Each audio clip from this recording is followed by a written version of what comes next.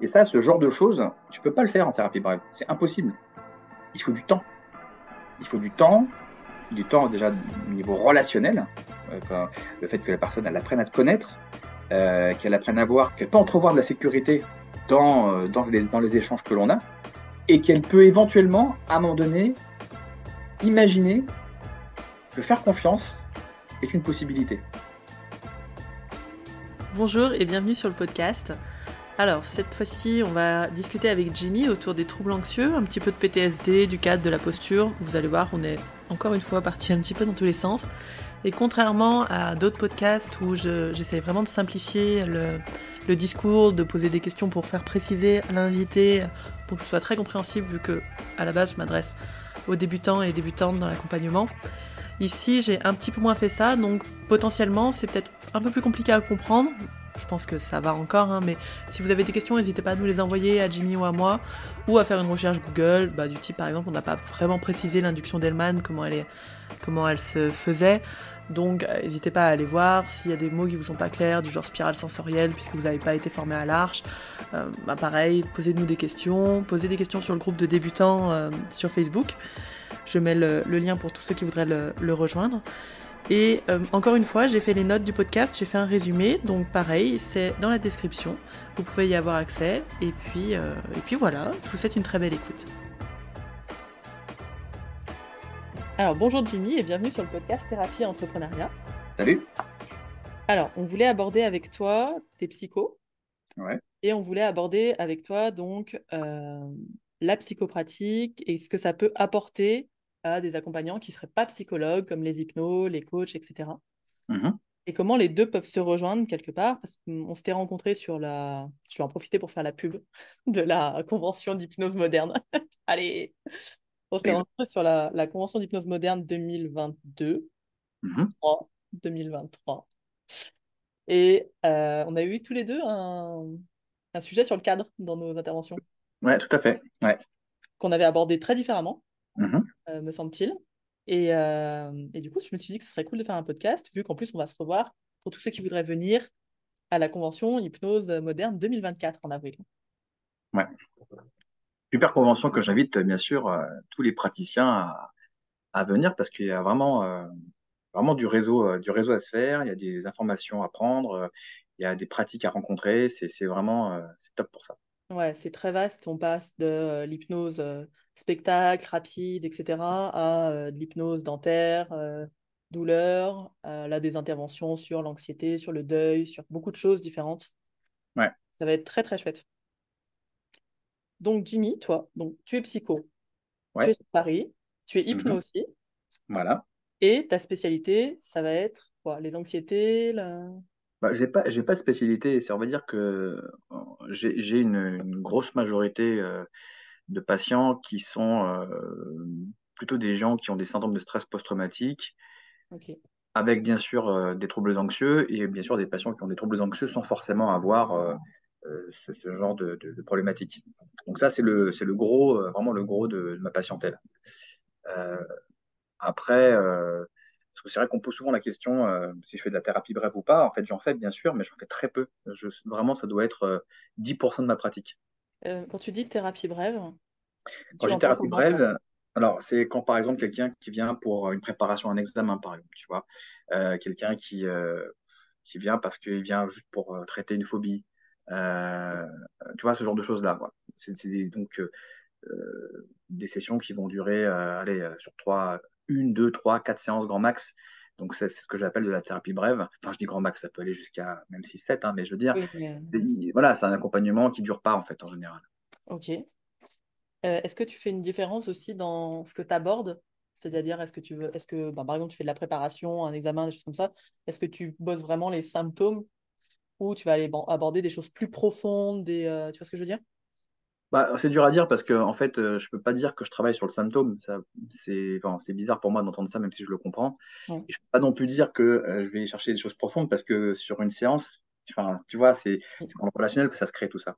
Donc, c'est difficile à dire. On va dire que en général, les personnes qui sont, par exemple, dans une préparation d'examen, bah, ils ont une problématique souvent d'anxiété.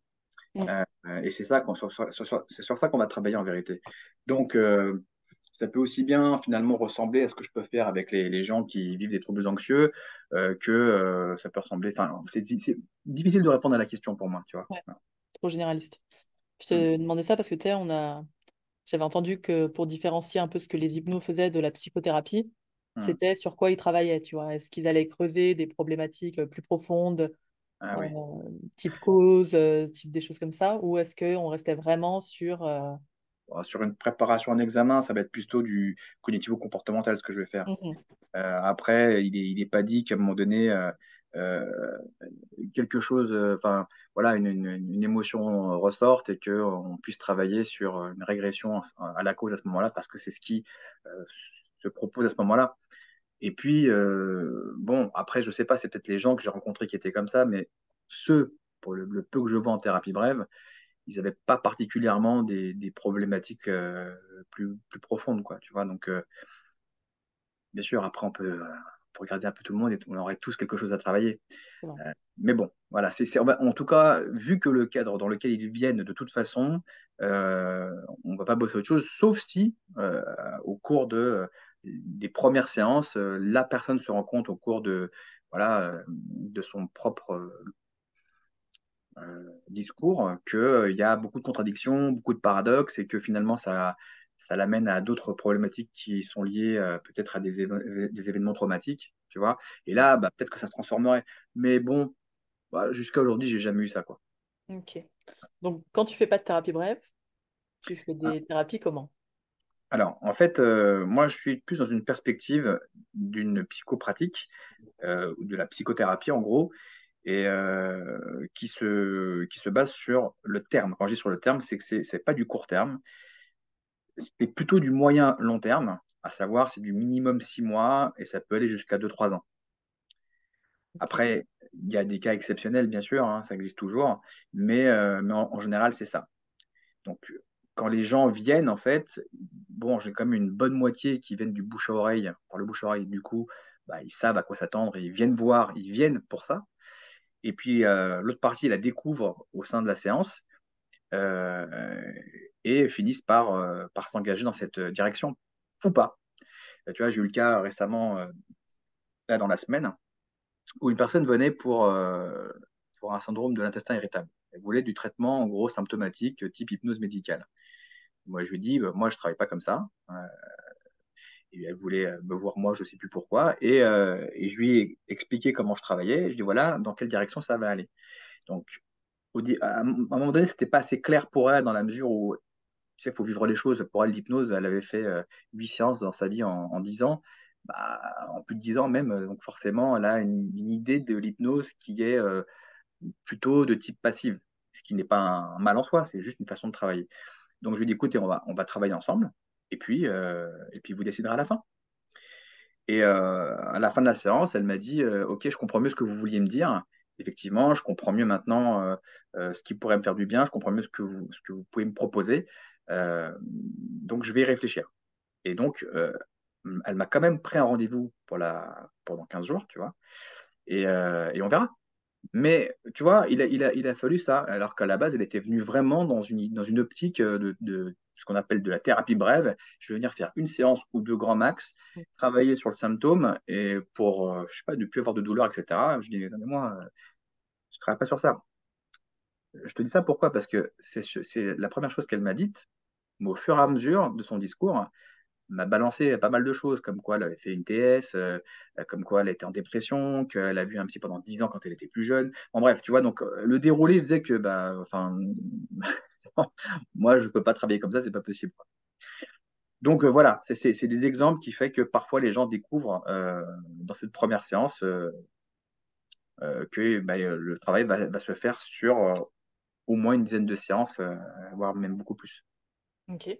Tes séances, dans ton cadre à toi, c'est toutes les quoi? 2 semaines, 3 semaines, mois? Qui sont pas... Alors, moi je donne un rendez-vous tous les 15 jours. C'est Ok. le minimum. Après, quand ça passe à 3 semaines, c'est souvent quand les personnes, ça fait déjà plus d'un an et demi que je les vois et que euh, on est tous les deux d'accord pour le fait que c'est peut-être mieux qu'il se passe du temps. Euh, mais en général, c'est tous les 15 jours. Et là, maintenant, je commence un peu à réfléchir et à me dire que peut-être que ça serait pas plus mal de les voir toutes les semaines. Ok. J'en ai parlé récemment avec Pam d'ailleurs, parce que lui, il fait ça en ce moment. Et c'est vrai que pour l'avoir fait avec certains patients, j'avais quand même remarqué qu'il y avait une énorme différence, c'était dans l'engagement. Une personne, tu la vois tous les 15 jours, tu te dis c'est assez court parce que tu la vois quand même 2 fois dans le mois, mais en fait, en 15 jours, déjà, elle peut oublier des choses. Et souvent, ça arrive, elle arrive, bon, bah, il s'est passé quoi pendant 15 jours elle va te raconter sa vie. Tu dis, OK, mais qu'est-ce qui s'est passé depuis la dernière séance? Et à chaque fois, je suis obligé un petit peu d'insister sur ça, tu vois. Alors, parfois, ils trouvent, et puis parfois, ils galèrent, et parfois, ils se souviennent, puis ils te disent, ah, il s'est passé quoi la dernière séance? Donc, tu vois, en fait, ils, ils ont un peu zappé, quoi, le truc. Donc, il y a des sortes, sortes d'amnésie qui se passent, et alors que quand tu les vois toutes les semaines, bah, les mecs, ils bossent, en fait. Tu vois, il se passe une semaine, tu leur proposes de faire une tâche quelconque, Mhm. et là, à l'avoir bossé pendant la semaine, entre guillemets, intérêt, parce qu'il va te voir la semaine prochaine, c'est le but un peu, c'est qu'il avance. Et l'engagement n'est pas le même, il y pense, en fait. Donc, si tu veux, c'est quelque chose sur lequel je suis en train de réfléchir et revenir, parce que là, j'ai quelques patients avec lesquels je l'ai fait, mais c'est des patients qui sont plutôt des gens qui sont en début de deuil. Hein. Ils ont des gens qui ont perdu leur mari, tu vois, il y a 4 mois. D'autres, c'est assez récent, des séparations. Donc, évidemment, c'est normal que je les vois régulièrement parce qu'ils ont un besoin de régulation émotionnelle par le contact avec un professionnel. Et c'est là où ça a un intérêt de se voir au moins une fois par semaine. Pour certains, c'est plus. Mais enfin, moi, je ne fais pas moi en général, mais voilà. Ok. Et est-ce que tu t'es posé la question de la problématique de l'argent dans ces moments-là, ou c'est pas quelque chose qui pour toi rentre forcément en ligne de compte? Et bien sûr, parce que évidemment, les personnes, tout le monde ne peut pas se payer 4 séances par mois. Donc, évidemment, les tarifs sont différents. Hein. Ok. Et puis, dans des cas particuliers, quand les gens m'expliquent qu'ils ont des difficultés financières, je vais adapter aussi le tarif un peu en fonction d'eux, mais pas non plus trop, parce que l'idée, c'est aussi qu'ils s'il dit ouais, c'est 20 balles, bah, je vais lui dire non, quoi, tu vois. Mm. Mais enfin, je dis ça après, ça se trouve, un jour je le ferai, tu vois. C'est pas. Mais bon, j'adapte. Mm. C'est intéressant parce que j'ai remarqué ça aussi. Alors moi, j'avais remarqué sur 3 semaines. J'avais complètement arrêté toutes les 3 semaines parce qu'en effet, on perdait totalement le fil en fait de ce qu'on était en train de travailler. Ah, mais complètement, Euh, ouais. Tu sentais que la personne, elle était rentrée dans sa vie en fait. Donc retourner dans tous ses patterns, machin, il faisait plus du tout gaffe à. Donc c'est vrai que la question de bon, alors qu'est-ce qui a changé pour vous depuis la dernière fois? Tu sais, je le vois même pour moi. Hein. C'est-à-dire que là, c'était quelques années, je crois que c'était juste avant le Covid, la période Covid, euh, je voyais quelqu'un une fois par mois.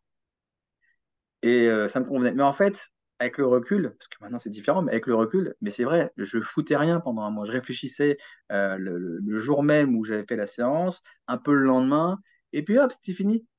Et Ouais, après, je repensais à ah mince, je vois mon rendez-vous dans la semaine, parce que c'était le jeudi matin, je fais ah ouais, mince, c'est dans 2 jours. Et là, je commençais à y repenser, tu vois. Mais et des fois, j'y pensais même pas. Je dis ah putain, j'ai le rendez-vous demain, tu vois. Donc, alors après, bon, je peux pas faire de mon exemple une généralité, mais c'est vrai que pour l'avoir vécu et de le voir chez les patients, bah oui, c'est assez normal. Maintenant, ça a du sens sur le plan de la thérapie brève, tu vois, parce qu'à la limite, ça peut avoir du sens sur le plan de la thérapie brève, parce que la personne ne vient pas bosser sur elle-même. Elle vient, en gros, qu'on lui règle son problème. ok. Tu fais cette différence toi dans la thérapie brève et le. Bah oui, parce que tu vois, et c'est pas pour rien que finalement toutes les approches type PNL et hypnose telles qu'on l'entend, hypno-PNL du genre hypnose passive, c'est-à-dire que tu rentres dans un cadre un peu dissociatif où la personne finalement bah, elle laisse entre guillemets son inconscient régler tous les problèmes. Donc ça marche, plein de choses. Euh, donc elle est pas engagée la personne. Tu vois, c'est même limite, on pourrait voir ça d'un œil infantilisant quelque part. J'ai encore papa, maman qui s'occupent de moi, tu vois. Donc, pourquoi pas? Dans un certain cas, c'est ce que vient chercher la personne, ok, mais elle bosse pas sur elle vraiment, quoi. Hein, elle se fait du bien. Elle se fait du bien, ça lui permet d'avancer évidemment, hein, parce que bon, c'est pas rien non plus, mais j'appelle pas ça, moi, du travail sur soi. Le travail sur soi, c'est vraiment, il y a un boulot, quoi. On sort de la séance, on est fatigué, tu vois.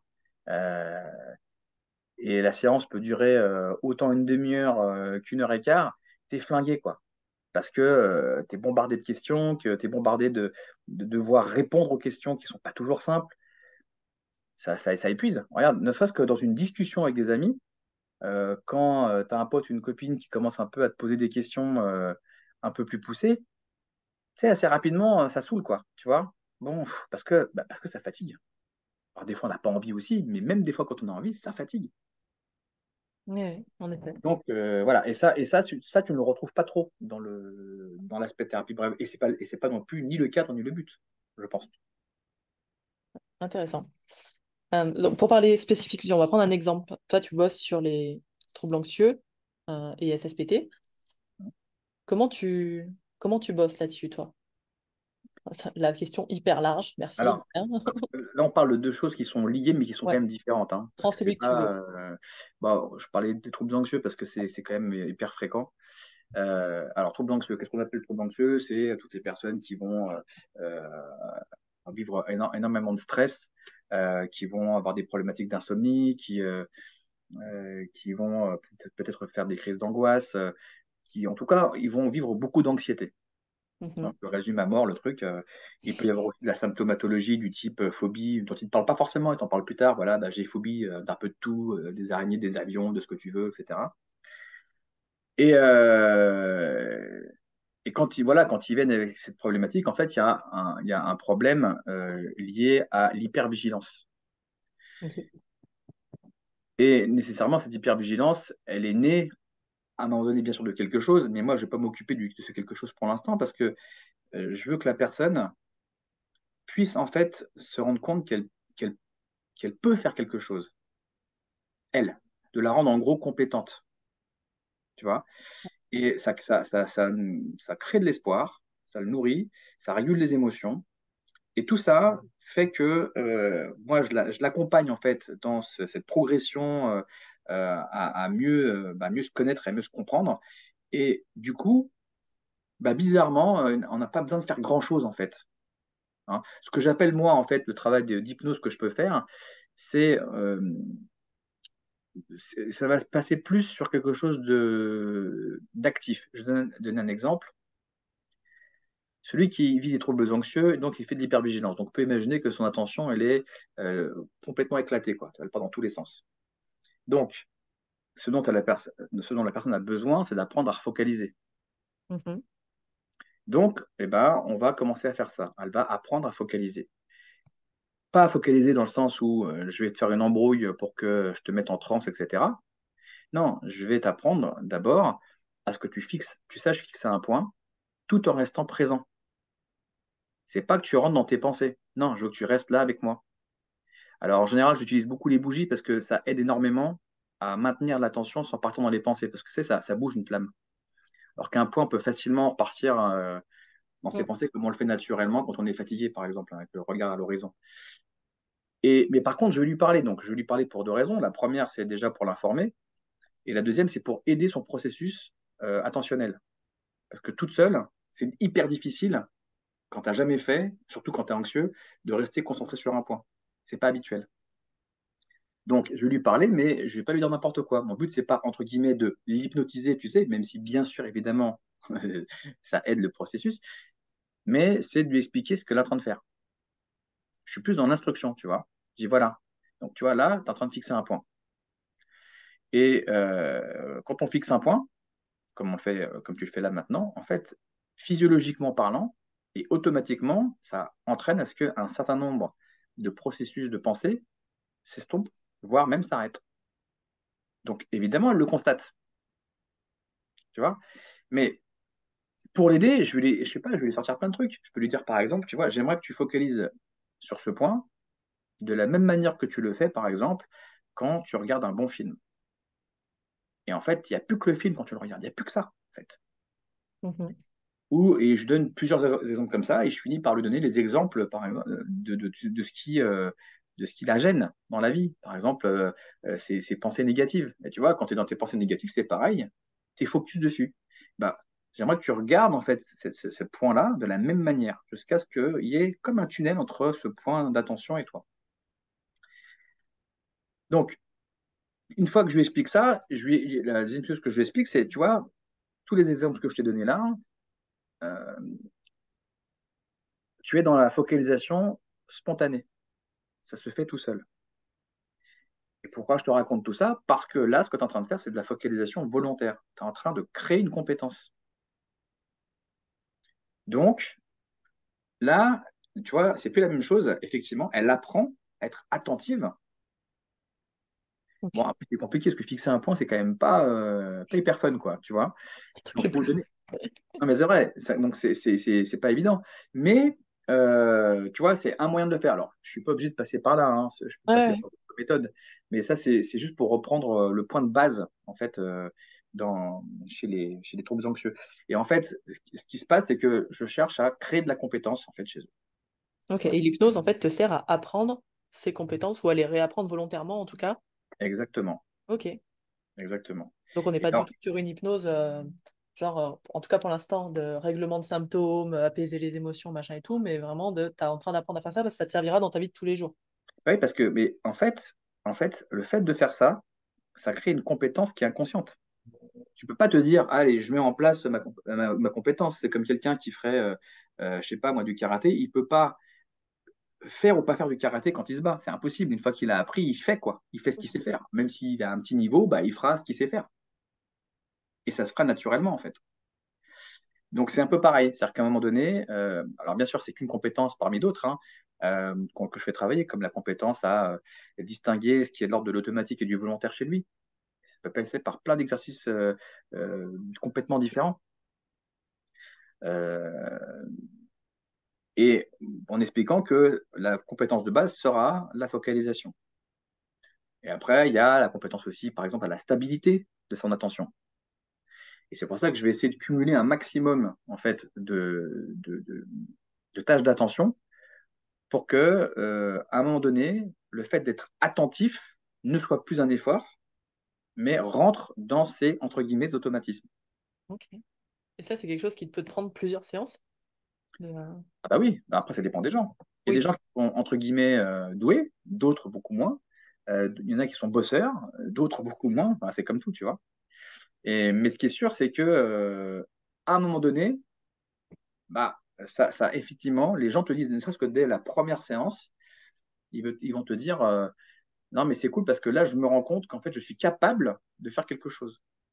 Je sais qu'aujourd'hui, je pourrais m'en sortir. Mhm. Alors, bien sûr qu'à la fin de la séance, ils sont pas, ils ont toujours leurs problématiques. Mais tu vois, c'est ce que je dis, ça nourrit l'espoir en fait. Ça le réveille et ça le nourrit.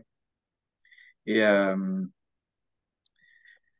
bon, sans oublier quand même que les hypnos, hein, quand on vient vers nous, et on est souvent quand même une des dernières roues du carrosse. Mm. Que bah, on va aller voir d'abord le médecin, on va d'abord aller voir ci, ça, etc., etc. Donc, François, il dit qu'on est juste avant Doudou le marabout. ouais, ouais, juste avant le doudou, le marabout, ouais. Alors, peut-être pas juste avant, il y a encore les médiums juste avant. C'est vrai. Mais bon, donc, tu vois, et en fait, ça fait partie, en tout cas, là, parce que là, je sais pas pourquoi je suis parti sur ça, parce que c'est pas finalement toujours la première chose que je fais, mais partir sur le développement de compétences. Et Mhm. ça, je leur explique en début de séance. Je leur dis vraiment, voilà, le but, c'est pour ça qu'on va se voir plusieurs fois, parce que tu as besoin de t'entraîner. Tu vois, quand certains parlent d'entraînement à la transe de type hypnose tel que je peux l'entendre, alors après, Oui. je fais que spéculer parce que je ne suis pas dans leur cabinet ni rien, mais de ce que j'entends et de ce que je comprends, c'est en gros, bah voilà, tu vas t'asseoir, je sais pas moi, tu vas fixer un point, puis tu vas fermer les yeux, puis tu vas t'imaginer ça, etc. Puis tu vas, je sais pas, demander à ton inconscient de faire bouger ta tête vers la gauche, vers la droite, tu vois, on va travailler avec les signes idéomoteurs. C'est une façon de faire, tu vois. Il y a bien un entraînement à la transe, un entraînement pour développer une, une focalisation interne, etc., etc. Et une communication interne. C'est une façon de faire. D'ailleurs, que c'est des choses que j'ai déjà été amené à faire pour faire prendre conscience de certaines choses, comme justement prendre conscience de euh, l'automatisme en soi. Alors que là, pour moi, l'entraînement, c'est juste apprendre à ultra focaliser. Voilà, en fait, à faire de l'hypnose, à faire de l'auto-hypnose, Mhm. les deux, tu vois, mais d'une manière qui est active et qui est ancrée dans le réel aussi. C'est-à-dire?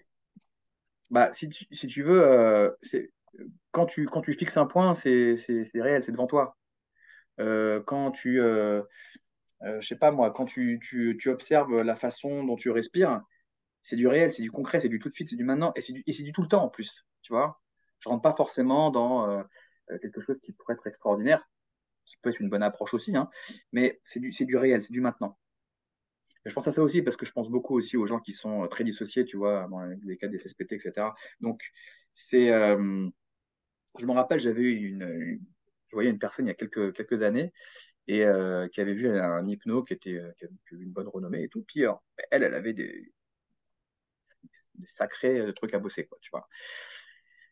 Et genre borderline, tu vois, etc. etc. Et donc, elle me racontait que dans ces sessions, son hypno l'encourageait en fait à créer d'autant plus de dissociation entre son corps et son esprit, quoi. Tu vois, genre, laisser parler son corps à faire des gestes bizarres, tu vois, mais vraiment des trucs où des fois elle se mettait la main à la gorge et tout, enfin, tu vois, des trucs un peu dingues, enfin, dingues, des trucs qui lui arrivaient à elle. Et moi, je disais, mais attends, attends, moi, tu vas pas du tout faire ça avec moi. Moi, je veux qu'au contraire, tu sois attentive à ce qui se passe. Tu vas pas renforcer ça. Je Mm. veux que tu reviennes dans ton corps. La réalité, elle est dans ton corps, elle est ici, elle est maintenant. Tu vois. Et ça, c'est quand je dis ça, quand je dis revenir au réel, c'est ça, c'est revenir à l'ici et maintenant et revenir à ce que tu ressens. J'ai un autre exemple.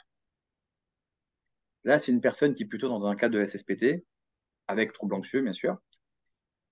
Et la personne, bah, tu comprends bien que si dans son vécu, son père, ses parents, ses oncles, ses tantes, les amis des oncles et tantes l'ont humilié, l'ont attouché, bon, imagine un peu le truc. Donc, elle a aucune confiance, si tu veux, en l'être humain, tu vois. Enfin, en tout cas, au départ, c'était comme ça. Et donc, il y a quelques temps, je sais plus, il y a peut-être deux, trois séances, j'ai décidé de m'asseoir à côté d'elle. Donc, en fait, dans mon cabinet, en fait, j'ai un canapé, deux fauteuils deux chaises, tu vois. Donc, elle s'est assise sur le canapé et sur un coin, et du coup, je m'assois à côté d'elle dans l'autre coin. Et je vois tout de suite qu'elle se met à trembler, tu vois. Et là, je lui dis, OK, là, tu te sens comment, là? C'est de la peur? Elle me fait oui, oui. OK, d'accord. Tu préfères que je m'assoie ou que je reste? Elle me dit, non, non, je préfère que tu sois pas à côté. Je fais, OK, je suis parti. Faut savoir que ça devait être à peu près à la huitième séance, à peu près, ça, tu vois. Et qu'elle a quand même fait un bon boulot avant, elle a développé de la compétence, elle a appris aussi à distinguer tout ce qui était de l'ordre des automatismes liés à son passé d'enfant qui a été voilà, maltraité, etc. Et donc, pourquoi je te dis ça? Parce que deux séances plus tard, je la regarde et je lui dis, je vais m'asseoir à côté de toi. Je m'assois et tout en m'asseyant, je me dis, je m'assois à côté de toi, mais je t'ai prévenu. Parce que si je te demande si tu es d'accord pour, tu ne me diras jamais oui. Par contre, là, je te pose la question, tu es prévenu et je suis assis. Et là, je dis, tu te sens comment? Et là, elle tremblait, mais moins que la dernière fois. Je dis, OK, c'est ce qui se passe là. Et là, en gros, elle me dit, bah là, je tremble et tout. Je fais, OK, la réaction que tu as, est-ce qu'elle est issue du présent ou du passé? Parce que concrètement parlant, juste avant que je m'assoie à côté de toi, il se passait rien. Donc, tu vois, en fait, c'était. Et donc, elle me dit, bah, effectivement, cette réaction, elle est issue du passé. Je fais OK. Et donc, qu'est-ce qui s'est passé? En l'espace de, allez, 30 secondes, elle a arrêté de trembler. Et là, je lui dis, OK, maintenant, il se passe quoi? Elle m'a dit, bah, je me suis calmé. Parce que sa référence, c'est le maintenant. Tu vois? La Mm. référence, tout de suite, c'est là où tu es maintenant. C'est ça où est la vérité, toi, ce que tu penses, tu t'identifies à tes pensées, mais le vrai, il est ici. Alors, je lui explique hein, des fois des choses comme ça. Hein. C'est aussi pour ça que ça l'aide. Et tu vois, du coup, bah, elle a fait un énorme pas ce jour-là. Parce qu'elle s'est rendue compte elle me l'a dit d'ailleurs, elle m'a dit, je me rends compte que en fait, je peux être tranquille avec quelqu'un à côté de moi, que Ouais, j'ai pas prévu. Je peux être tranquille. Et là, elle m'a dit, ce qui est en train de se créer maintenant, c'est de la nuance que je dois développer, à savoir quand je dois avoir peur et quand je dois pas avoir peur, plutôt que d'avoir peur tout le temps. Ouais, du noir ou blanc, quoi. Ou je suis en Alors, sécurité ou je suis insécure. et ça, ce genre de choses, tu peux pas le faire en thérapie brève. C'est impossible. Il faut du temps. Il faut du temps déjà au niveau relationnel, le fait que la personne elle apprenne à te connaître, qu'elle apprenne à voir qu'elle peut se sentir, qu'elle peut entrevoir de la sécurité plutôt dans les échanges que l'on a, euh, et qu'elle peut éventuellement, à un moment donné, imaginer que faire confiance est une possibilité. Tu vois? Et ça, il faut du temps. C'est comme ça. Et le meilleur exemple que je peux donner, c'est quand tu rencontres quelqu'un dans la vie, bah, tu lui prêtes pas les clés de ta maison du jour au lendemain. Ça n'existe pas, ça.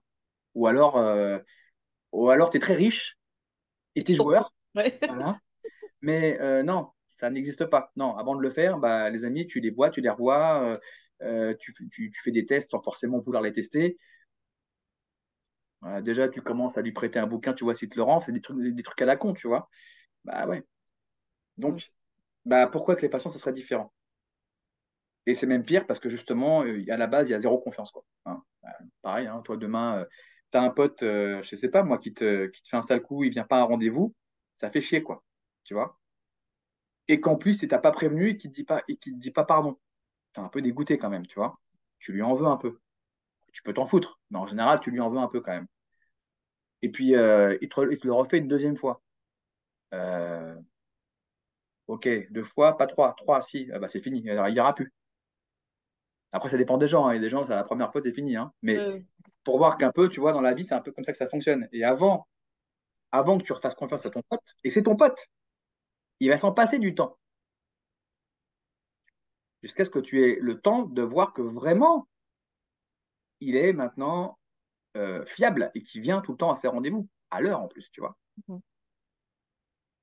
Et ça, il va se passer un certain temps. Et pourtant, tu vois, il n'y a pas de trauma, il n'y a pas de. C'est chiant, c'est pas, bah, c'est pareil. Donc, l'idée, c'est juste de revenir, pareil, pour nous aussi, de revenir au réel, de comment ça se passe dans nos relations, en fait. Mm. Bah, ça se passe pareil. Sauf que pour eux, c'est pire. Donc, est-ce qu'aller trop vite pourrait être délétère pour la personne, tu Ça vois, veut dire quoi, ça voudrait dire quoi aller trop vite? bah, aller trop vite, c'est-à-dire pas prendre ce temps de bah, qu'elle nous fasse confiance, mais par exemple, tu as une émotion qui arrive et bam, tout de suite, on part sur une régression. Tu C'est vois, quelqu'un violent. qui sera atteint de troubles anxieux ou de choses comme ça, que toi, Moi, moi, je pense franchement que les gens qui bossent comme ça, ouais. on n'a jamais bossé sur eux comme ça. Parce que quand tu le vis, ce truc-là, et que tu le vis comme ça, tu trouves ça violent.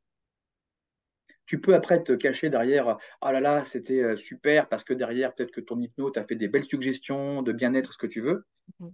mais c'est violent. Il y a des fois, ça ne l'est pas parce que tu es prêt pour ça. Tu vois, donc moi, de toute façon, tout part, pour moi, du cadre et de la posture. On a déjà parlé, tu es consciente de ça, parce que les gens qui viennent me voir, c'est le bouche-oreille, comme je disais beaucoup, donc ils savent. Et quand ils savent pas, je leur explique. Donc il n'y a pas de surprise, si tu veux. Et si la personne n'est pas d'accord, ça m'arrive rarement, mais ça m'arrive quelques fois, bah non, ça ne me plaît pas, très bien, elle peut voir quelqu'un d'autre, pas de problème. Au contraire, j'ai même des patients des fois qui sentent qu'ils ont l'impression qu'ils avancent plus, ils ont l'impression, et je dis, mais qu'est-ce que vous attendez pour aller voir quelqu'un d'autre? Je ne dis pas comme ça, mais tu vois le truc. Ouais. Parce que c'est, encore une fois, c'est. Bon, bref, pour revenir sur le cadre et la posture, bah, c'est comment toi, déjà, tu t'es posé toutes les questions de la façon dont tu travailles, sur ta stratégie thérapeutique, et quelles en sont les limites, en fait, de ton boulot. Bah, il y a des choses que je ne pourrais jamais faire. Moi, j'ai déjà eu plusieurs personnes qui m'ont dit, parce que moi, j'ai été formé en énergétique il y a longtemps, etc., mais tu fais jamais d'énergétique dans tes séances, mais j'ai dit, quel rapport? Ça n'a aucun rapport, c'est pas le même cadre. Et j'ai pas envie d'ouvrir un truc d'énergétique, en plus. Ça m'intéresse pas. Quand tu dis Ah, cadre et posture, donc avec la stratégie thérapeutique, ta stratégie là sur les troubles anxieux, elle est très claire sur apprendre les compétences, revenir dans le réel et ouais, tout ce que tu fais après. J'imagine que tes stratégies sont différentes. Par exemple, si quelqu'un venait pour de la perte de poids, ou mais c'est pareil. Ah, mais moi, la personne, elle ne peut pas venir pour la perte de poids, pour la perte de poids. au Ouais, niveau elle vient pour symptôme. le. Pour le symptôme. C'est impossible. Enfin, c'est impossible. Elle peut bien sûr arriver Elle peut toujours avec tenter. ça. Voilà, elle peut tenter, mais je vais recadrer tout de suite en lui demandant déjà ce qu'elle attend de ce genre de séance. Ouais. Si elle me dit j'attends la séance magique comme ça m'arrive des fois, rarement, hein, mais ça m'arrive, bah, elle me dit bah ouais, bah, vous avez compris que c'est pas ce qui va se passer ici. Maintenant, Oui. si c'est ça que vous attendez, je vous invite à voir un autre praticien. C'est pas ni comme ça que je travaille, ni comme ça que je veux travailler. Donc ça, c'est. Donc voilà, pour répondre à ta question, est-ce que parfois on va pas trop vite? Bah, peut-être qu'on le fait, mais je pense que quand on va trop vite, c'est parce qu'on n'est pas. Soit notre propre cadre n'est pas clair, Mhm. tu vois. Je pense qu'il y a beaucoup de ça. Je pense aussi que c'est parfois parce qu'on n'a pas vécu non plus ce qu'on fait à l'autre. Parce que je pense pas qu'il y ait beaucoup d'hypnos qui bossent sur eux, de ce que j'entends. Après, je connais pas tout le monde, hein, mais j'en entends pas beaucoup qui me disent ah tiens, j'ai été voir mon psy la semaine dernière ou tu vois. Bon Oui, bref. alors, on rappelle qu'on différencie faire de l'hypnose et bosser sur soi, hein. Parce que je pense que quand les gens vont entendre ça, ça va être un truc du genre, bah si, moi je Ah vais voir oui. un hypno. Non, Ah c'est pas. bah alors même ça, parce que même l'auto-hypnose, hein, alors, les Mm. questions que je l'ai posées à plein d'hypnos, la plupart en font pas. Ouais. Donc, ils ont peut-être fait au début parce que voilà, il fallait s'entraîner ce que tu veux, mais il n'y en a pas beaucoup qui en font, tu vois. Même moi, je t'avoue, là, ça fait un moment que je n'ai pas fait d'auto-hypnose. Ouais, moi, J'en quand j'en fais, fais, j'avoue, c'est quand j'ai un problème, tu vois. Genre, j'arrive pas à ouais. dormir ou. Alors, j'en fais quand même plus souvent que ça, quand même. Non, moi, j'en fais quand même une fois par semaine, tu vois, mais là, avant, j'en faisais tous les jours, Ouais. tu vois. Donc, puis après, je fais d'autres choses. Enfin, en fait, je fais toujours des choses, mais on va dire, où je prends du temps vraiment, une bonne heure, 1 heure et demie, je fais une fois par semaine. Mais avant, je le faisais tous les jours. Mais je Donc, suis bref. carrément d'accord avec toi. Moi, un truc que j'ai appris avec une psy là, que j'ai vu il y a quelques temps, c'est elle m'a pas prévenue de ses vacances. Ça m'a mis en l'air. J'aurais pas pensé que ça me ferait un effet pareil, mais je la voyais depuis un moment. Et on était en train d'aborder des sujets vraiment importants pour moi. Et elle me dit à la séance où j'aborde le truc qui vraiment me touche, quoi. Et elle me dit, bon, bah, je pars en vacances 3 semaines. De quoi? Non! Et j'étais pas bien. Et depuis, je fais vachement gaffe à prévenir de quand je serai pas là, pas dispo, etc., Mm. quoi. Tu vois, mine de rien, ce sont des expériences qui sont hyper intéressantes sur le plan après du métier, parce que si tu as vécu ça, tu sais ce que c'est. Euh, Franchement, quand tu abordes des problématiques personnelles qui touchent vraiment à des choses profondes en toi, alors je parle un peu un langage Milton Modanien, mais pour que ce soit plus facile, euh, c'est violent en fait. Mm. Quand la personne te sort direct, tu rentres dans l'émotion, mais c'est violent. Alors, on appelle ça, c'est Cyril Champagne qui appelle ça la foreuse. C'est une foreuse. Bah, une foreuse, c'est bien, ça marche, et des fois c'est utile, mais il y a un moment pour ça. T'imagines, t'es là tout tranquille, bah, non, tu peux pas, faut préparer, tu prépares en fait le terrain. Alors c'est sûr que si la personne, elle vient avec une phobie, oui, tu peux utiliser la foreuse, parce que si elle n'a pas de problème dans sa vie, qu'elle se sent plutôt bien, qu'il y a juste ça qui la gêne, bah oui, c'est Mm. c'est- c'est la bonne méthode. Mais quand tu rentres dans les problématiques relationnelles, émotionnelles, non. La foreuse, pour moi, c'est pas du tout adapté en fait. Donc, et ça évidemment, moi, je suis pas en train de dire que il faut absolument se former pour ça, tu vois. Moi, je pense qu'après l'expérience, on l'a vu, on la connaît, mais que parce que tu sais, tous les grands psy, tous les grands thérapeutes, ils ont vécu, enfin, ils ont aussi appris sur le terrain en fait, hein. Donc, Mm. mais Après, c'est par vrai que contre, tu perds un peu de temps aussi. Enfin, moi qui étais très bulldozer dans mes séances, c'est pas depuis très longtemps que je me rends compte que je prends pas assez de temps, tu vois. bah, peut-être parce que pour l'instant, ton cadre, il est comme il est, et que peut-être que par rapport à la patientèle que tu reçois, il y a pas une concordance encore, tu Mm. vois. Peut-être que tu l'as pas encore bien, bien analysé le truc, quoi, je sais pas. Mais peut-être que ton cadre, il fonctionne très bien dans un cadre avec certains patients, tu Ouais. vois. Bah là, Euh, ça va mieux. Je me sens plus, en effet, d'avoir beaucoup réfléchi au cadre, mais de m'être formée là-dessus, en fait. C'est hmm, surtout ça, les formations, mine de rien, là-dessus, sûr. sur la stratégie thérapeutique, sur le cadre, la posture, c'est très important. C'est des trucs qui sont difficiles à réfléchir tout seul quand tu sais pas, en fait. Quand tu sais pas que Bah, tu sais pas, c'est.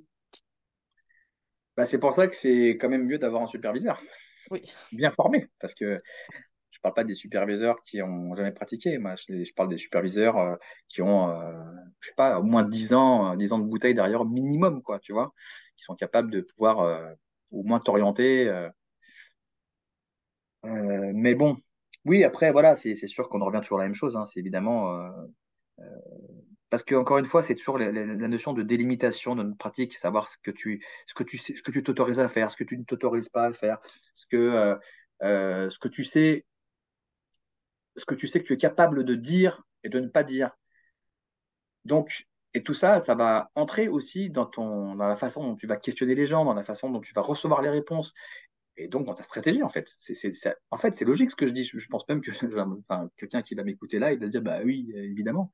Mais, euh, mais par contre, il faut le bosser. Et tu vois, mon cadre, il est tout le temps, il bouge tout le temps, en fait. Hein. Alors, la base reste la même, mais c'est vrai que forcément, en fonction des expériences, des connaissances, de mes réflexions, bah, ça bouge un peu, tu vois. Je rajoute des éléments, j'en enlève certains. Euh, donc, c'est normal. Après, ça se trouve, je sais pas, dans un an, je te dirais, bah non, finalement, je fais que de la thérapie brève, tu vois. Parce que je kiffe le tabac et je vais faire que ça. Et pourquoi pas, tu vois. Mais bon, c'est pas, pour l'instant, en tout cas, c'est pas mon délire. Donc, sur la question de est-ce qu'on va trop vite ou pas, ça dépend encore une fois de ce qu'on attend, du type d'accompagnement qu'on veut faire, du type de patient qu'on se sent capable de pouvoir accompagner. On peut se tromper parce qu'on peut croire qu'on est capable et on peut se tromper, c'est pas grave. Je veux dire, on est des êtres humains et à ce moment-là, bah, on redirige. Et si on veut continuer dans cette direction, et bah, alors à ce moment-là, on se forme, évidemment. Mais voilà, on peut se tromper, tu vois. Mais c'est ça, et c'est comme ça qu'on apprend aussi. C'est dit, bah non, en fait, voilà, je me rends compte que là, je sais pas quoi faire. Quand je commence à poser déjà des questions sur Facebook, par exemple, dans les forums, j'ai rien contre. Hein. Bah, déjà, ça veut dire que clairement, c'est pas prêt. Je dis pas prêt à bosser, pas prêt à bosser avec ce genre d'individu, ou alors pas assez formé, tu vois. Donc, il faut se former. Et il y en a qui ont plus besoin que d'autres. Mais c'est ça, et c'est en fait une constante, une permanente attention à la façon dont on bosse. Et c'est pour ça que je me filme aussi pendant les sessions que j'enregistre. C'est En fait, c'est plus pour observer comment je bosse moi, tu vois. Moi, au patient, je lui dis que c'est plus pour comment dire, choper un truc que j'avais pas forcément chopé pendant la session, etc. Ce qui parfois arrive aussi quand même, hein. Mais c'est surtout de voir des fois toutes les erreurs que je peux faire ou tu vois des erreurs de posture ou ça me sert. Alors je le fais pas tout le temps, mais j'ai suffisamment de sessions pour des fois prendre une petite heure ou deux, tu vois, et puis j'écoute. Bon, donc moi, ce que j'imagine, après peut-être que je me trompe, mais ce que j'imagine, c'est que la plupart des praticiens, et pas forcément d'hypnose, je pense même des psys, hein, euh, on ne prend pas forcément le temps d'analyser notre pratique. Déjà parce qu'on n'a pas ce qu'on appelle des groupes d'analyse de pratique comme on peut le voir chez les psys, premièrement. Et deux, même quand il y en a, il y a rarement des vidéos. Mm. C'est juste du blabla. Je te raconte avec mes propres projections ce que j'ai vu, ce que j'ai perçu et vécu de la séance. Alors, je dis pas que ça sert à rien, parce que c'est quand même bien, mais c'est pas la même chose que si tu apportes un contenu concret contre lequel tu ne peux pas en fait dire bah non il s'est pas passé ça. Ah bah finalement non j'ai pas dit ça non tu vois là, ce qui s'est passé là. Ça n'a rien à voir. Moi, je l'ai déjà raconté, je crois, plusieurs fois sur le podcast, mais j'envoyais, moi, mes vidéos de séances à mon formateur et ensuite à mon superviseur, et c'est pas facile. On va pas se mentir. Mais par contre, j'ai jamais eu des retours aussi intéressants que ces moments-là.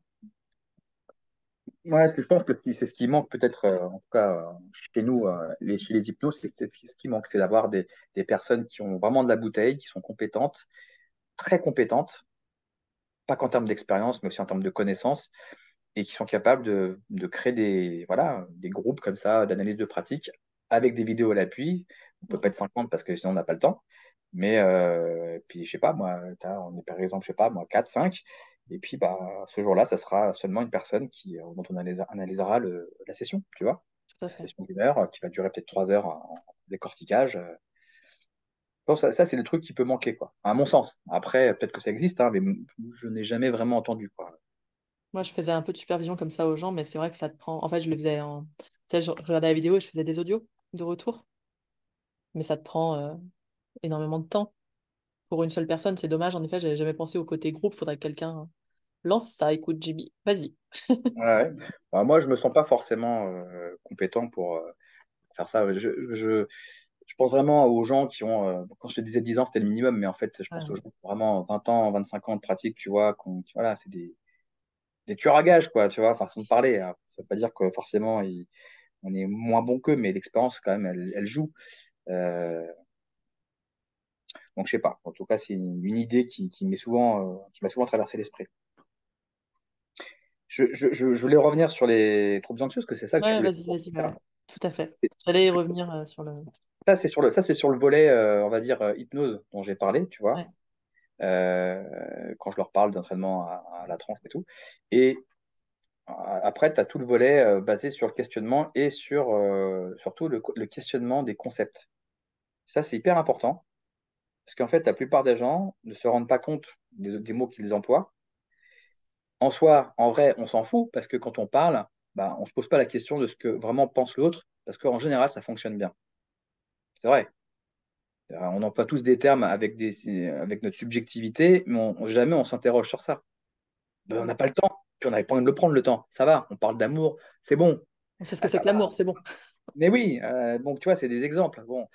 Donc, par contre, le problème, c'est que quand la personne vient avec une problématique et qu'elle emploie des termes qui ne correspondent pas forcément à ce qu'elle ressent, parce qu'elle ne s'est jamais posé la question et que du coup, ça la confusionne, bah là, c'est générateur, effectivement, de stress. Ça C'est peut un être. exemple Bah de. oui, quand par exemple quelqu'un dit oh là là, je m'angoisse. Oui, Bon, tu t'angoisses, donc tu as des crises d'angoisse, tu n'arrives plus à respirer. Ah non, non, non, non. Tu vois, il y a une confusion. Pourtant, au plus profond d'elle, elle sait ce que veut dire angoisser, puisqu'elle a vu des films d'angoisse. Elle a vu peut-être des gens à la télé avoir des crises d'angoisse, ou peut-être dans sa famille ou autre. Mais on emploie quand même ce terme. Alors après, les gens vont dire, ouais, mais ça va, mais c'est une façon de parler. Ouais, mais n'empêche que cette façon de parler fait que le jour où tu ne te sens pas bien, bah, tu es complètement confus. mm, Et ça rajoute en fait, ça rajoute du stress et donc du mal-être au fait que tu ne comprennes pas ce qui t'arrive. Donc, bah, avec ces gens-là, les troubles anxieux, je leur fais définir ce que c'est que la peur, je leur fais définir ce que c'est que l'anxiété, ce que c'est que l'angoisse, ce que c'est que le stress. Et 99% du temps, ils ne savent pas le définir. mm. Et quand j'ai fait l'année dernière, tu te rappelles, l'atelier à la convention hypnose et que j'avais quand même des hypnos et des gens qui étaient là pour leur raconter, je leur ai fait comme si je leur disais vivre un peu la séance. Donc je leur posais la question. Bah, même eux, ils ne pouvaient pas répondre. Mais c'est normal en fait, parce qu'on ne se pose pas ces questions en général. Et je leur disais justement, vous voyez, si vous avez du mal à répondre, imaginez le patient qui, lui, parce que là, vous êtes plutôt bien dans votre vie certainement, mais le patient, il n'est pas bien. Et surtout, il vient, alors qu'il n'est pas bien, il vient avec cet état d'esprit allez, maintenant, j'ouvre les vannes, quoi. Tu vois? Donc, ouais, je fais définir. Et puis, enfin, je peux le faire dans les sessions, même pas forcément avec ces mots-là, mais quand c'est des troubles anxieux, ces mots-là, rien que le fait qu'ils les définissent, qu'ils comprennent ce qui se passe dans leur corps, ça régule leurs émotions. Tu vois, genre, quand je pose la question aux gens, qu'est-ce que c'est que la peur? Bah, la peur, c'est le stress. Ah, alors donc tu me définis un mot avec un autre mot qui ne sont pas la même chose. Bah, la peur, je sais pas, la peur, c'est l'anxiété, c'est l'angoisse, quoi. Alors effectivement, ce sont trois mots qui parlent de la même chose sur un spectre, sur le même spectre, mais ils ne sont pas au même niveau, tu Mhm. vois. Ben non, mais si c'est ça, le stress, c'est l'anxiété. Ouais, c'est des choses qui se ressemblent. C'est deux mécanismes qui sont interdépendants, mais c'est pas la même chose. Et tu vois, et juste quand tu fais définir la peur et que les gens te disent, bah, la peur, je sais pas, c'est quand c'est quand tu as peur. OK? C'est quoi d'autre? Qu'est-ce qui se passe vraiment? Dans ton corps. Et je leur dis comme ça. Dans ton corps, il se passe quoi? Bah, j'ai peur, quoi. Je sais pas. Tout de suite, je réfléchis. Ah bon, tu réfléchis quand tu as peur? Tu vois, il y a beaucoup de confusion, en fait. Oui, C'est c'est pas clair. un truc que moi je fais sur l'intelligence émotionnelle pour voir s'ils sont capables de définir les différentes émotions dans le corps en rapport avec la sensation qu'ils ont, quoi. Ce qui n'est Hmm. pas facile. Bah non, c'est clair. C'est super. Bah, on n'a pas appris. C'est Non. normal, hein. Nous-mêmes, on a du mal parfois à le faire. Donc, ça a du sens. Donc, pour revenir sur ça, c'est que bah, quand je leur pose la question, mais vraiment 10 fois, 15 fois, il n'y a pas un moment où ils vont te dire c'est une sensation. C'est dingue. Mm.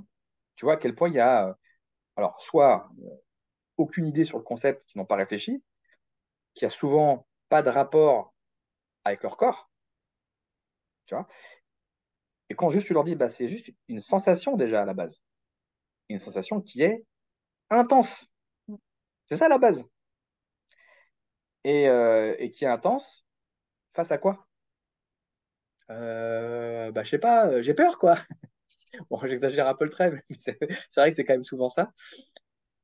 Je sais pas, après, je me dis que non, tu te dis rien du tout. Après, oui, mais là, au moment où tu as peur, bah voilà, c'est parce que c'est surtout que tu as un danger imminent et surtout réel. Et tu vois, c'est con, hein, mais rien qu'ils se rendent compte de ça, Mm. tu vois, c'est ça, les ramener un peu aussi à la réalité. Voilà, c'est un truc réel. Ouais, mais non, mais là, si par exemple, je sais que peut-être que ma femme ou mon mari me trompe, et ça, mais c'est réel. Bah non. Est-ce que c'est ce qui est en train de se passer devant toi, devant tes yeux? Non. Maintenant, tu aurais la preuve, parce qu'on t'envoie la vidéo que c'est en train de se passer maintenant, je peux comprendre. Mais c'est pas en train de se passer. C'est imaginaire. Donc ce n'est pas réel. Il n'y a pas de danger, il n'est pas imminent, et il n'est pas réel. Donc c'est Et pas tu de la vois, peur. hein? Donc c'est pas de la peur. Donc, t'es pas dans la peur. Donc, c'est pour ça qu'après, on en vient à l'anxiété, etc., etc. C'était- Et en fait, souvent en fin de session, si on, par exemple, on a travaillé que sur ça, je leur dis, OK, maintenant, qu'est-ce que ça crée de différent pour toi d'avoir cette clarté par rapport à ces mots-là et ce qui se passe dans ton corps? Bah, ça me permettra que quand j'aurai des réactions comme ça dans mon corps, Mhm. de pouvoir essayer de les contrôler. Essayer de me dire qu'en fait, c'est pas réel. Bah, tu vois, on a créé une brèche. Alors, ça veut pas dire qu'elle va gérer, hein. On n'a fait qu'une séance. Mais ça crée une brèche. Et la possibilité qu'elle peut faire quelque chose, elle. Donc, c'est pour ça que je parle depuis tout à l'heure de compétences, de régulation des émotions, parce que c'est ce que ça crée au final. Et d'ailleurs, quand parfois je leur demande, tiens, bah là, quand tu t'imagines la prochaine fois que tu vas vivre intérieurement de l'anxiété, ça te fait quoi là quand tu fais ça? Bah, en fait, je sais pas si c'est ce qui se passera en vrai, mais là, je me dis que c'est normal de ressentir ce que je ressens. Et donc, bah, vu que c'est normal, ça m'apaise. Ou alors, vu que c'est normal, bah, j'arrive à me dire que. Et donc, la personne, en fait, s'autosuggestionne. Tu vois? Mm. En fait, elle fait tout le boulot que d'habitude l'hypno fait, à savoir faire des suggestions. Je ne veux pas dire que j'en fais jamais, parce que ça serait mentir, mais en tout cas, le fait que l'information vienne uniquement de l'extérieur pour que la personne, ça l'influence, que ce soit quasiment que ça, alors que là, c'est limité, on va dire, et l'amener par l'observation, la focalisation interne, à ce que c'est créer ses propres autosuggestions et même ses propres autosuggestions post-hypnotiques. Elle a fini la session, c'est qu'est-ce que tu en penses? Comment est-ce que tu vois la suite? Et effectivement, c'est ce qui se passe, parce que la séance suivante, je lui dis alors, comment ça s'est passé? Elle me dit, bah, c'est marrant parce que j'ai eu moins de moments où j'étais stressé. Et quand j'en ai eu, bah, ça a duré moins longtemps. Ou alors j'ai réussi quand même à me calmer. Donc tu vois, elle a fait vraiment le taf. Elle a monté en compétence. Elle a pu s'auto-suggestionner. Elle a pu s'auto-suggestionner dans le post-hypnotique. Et elle a bien fait, en fait, ce qui s'est passé dans le post-hypnotique. Elle se l'est, en fait, toute seule euh, suggérée. Et tu vois, moi, c'est ça qui me plaît, en fait, dans le truc, c'est que comme il y a une conscientisation, là où, en fait, je parle bien sûr de manière très dichotomique, hein, parce que je sais bien que c'est pas comment dire, fermé que ça, mais euh, en général, tu sais, ce qu'on nous a appris les écoles d'hypnose, c'est surtout tu ne reparles pas de la session, tu n'en parles pas avec les gens, tu n'y repenses pas, tu laisses faire ton inconscient, tu vois. Et tu repasses pas dans le mental. Surtout, tu n'es pas dans le mental. Ah oui, oui, surtout pas. Mais si, alors, en fait, c'est marrant parce que quand tu lis Erickson, Mm. il a jamais dit ça, mais il a dit un truc qui ressemble à ça. Il dit, il y a des cas particuliers dans lesquels il vaut mieux ne pas trop y réfléchir. Mais c'est un exemple tout con. C'est le cas de la manipulation pour que les choses aillent mieux. Exemple, alors je ne sais plus si c'est lui qui donnait cet exemple ou si c'est moi qui me suis inventé ou si je l'ai lu ailleurs, mais c'est genre par exemple, tu as une guerre entre deux tribus Mm. et à un moment donné, tu en as un qui n'a rien à voir avec les deux tribus et il se dit, bah, moi je vais profiter de tout ça parce que je vais faire ma place, tu vois. Et je vais dire à l'un en fait que en fait, il ment, hein. Il dit ouais, bah en fait l'autre, il n'ose pas te dire qu'il t'aime bien, mais bon, il faudra quand même négocier. Et il dit pareil à l'autre. Et du coup, quand ils se rencontrent, ils se battent pas. Mais ils ne sauront jamais ce qui s'est passé, à savoir qu'il y a eu du mensonge et de la manipulation. Et vaut mieux pas qu'ils y réfléchissent, parce que sinon, ça va faire quoi? Ça va foutre le bordel. Mm. Et ça, je l'ai vécu il y a plus de 10 ans. J'étais parti en vacances avec mon ex-femme et un couple d'amis. Et je connaissais pas, moi, le couple d'amis. En gros, je les ai un peu connus là-bas, quoi. Et putain, ils arrêtaient pas de s'engueuler, tu vois. Et à un moment donné, on était à table, et je dis à l'un à l'autre, je dis, mais qu'est-ce qui vous a plu chez l'un et l'autre? D'ailleurs, même pas, qu'est-ce qui vous plaît chez l'un et l'autre? Qu'est-ce qui vous, vraiment, pour les orienter sur autre chose, quoi, tu vois. Et progressivement, ils étaient en train d'avoir les regards commencent à devenir tout brillants, la voix mielleuse, et genre, ils étaient en train de se rabibocher, quoi. En gros, je sais pourquoi je t'aime, je sais pourquoi je suis avec toi, etc., etc. Et donc, on allait passer une super après-midi, tu vois. Et là, mon ex-femme, elle était hyper surprise, elle a dit, putain, mais ça marche! Et au moment où ils ont entendu ça, c'est comme si c'était fait avoir, et ils sont Mm. repartis en embrouille. Tu vois, donc en fait, il y a des contextes, en fait. On ne peut pas dire jamais.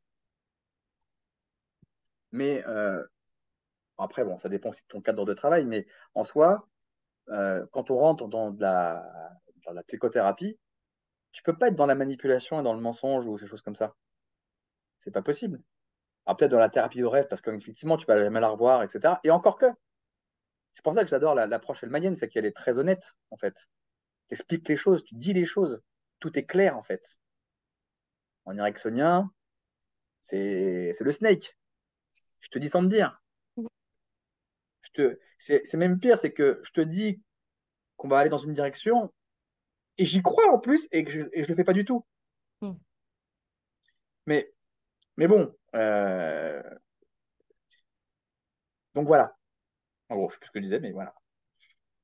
On était sur la conscientisation, le fait qu'on peut reparler d'une séance, qu'on peut futuriser sur cette séance, sur comment ça va se passer maintenant à l'avenir, qu'est-ce que ça va changer pour toi. Ouais, ouais, ouais, ouais. Ah ouais. Ouais, pour moi, il faut faire conscientiser tout. Ah, dans mon cadre de travail, après, hein, je ne peux pas dire, peut-être que dans d'autres méthodes, ça doit bien fonctionner, mais il faut être honnête en fait. Et d'ailleurs, c'est là que, parce qu'on on avait parlé beaucoup, toi et moi, sur les problématiques de transfert contre transfert, c'est là où, justement, ces notions-là deviennent importantes. C'est que si tu es face à quelqu'un, à un patient, et que tu ne dis pas ce que tu penses, bah, tu rentres dans un rapport qui n'est plus vrai. Mm.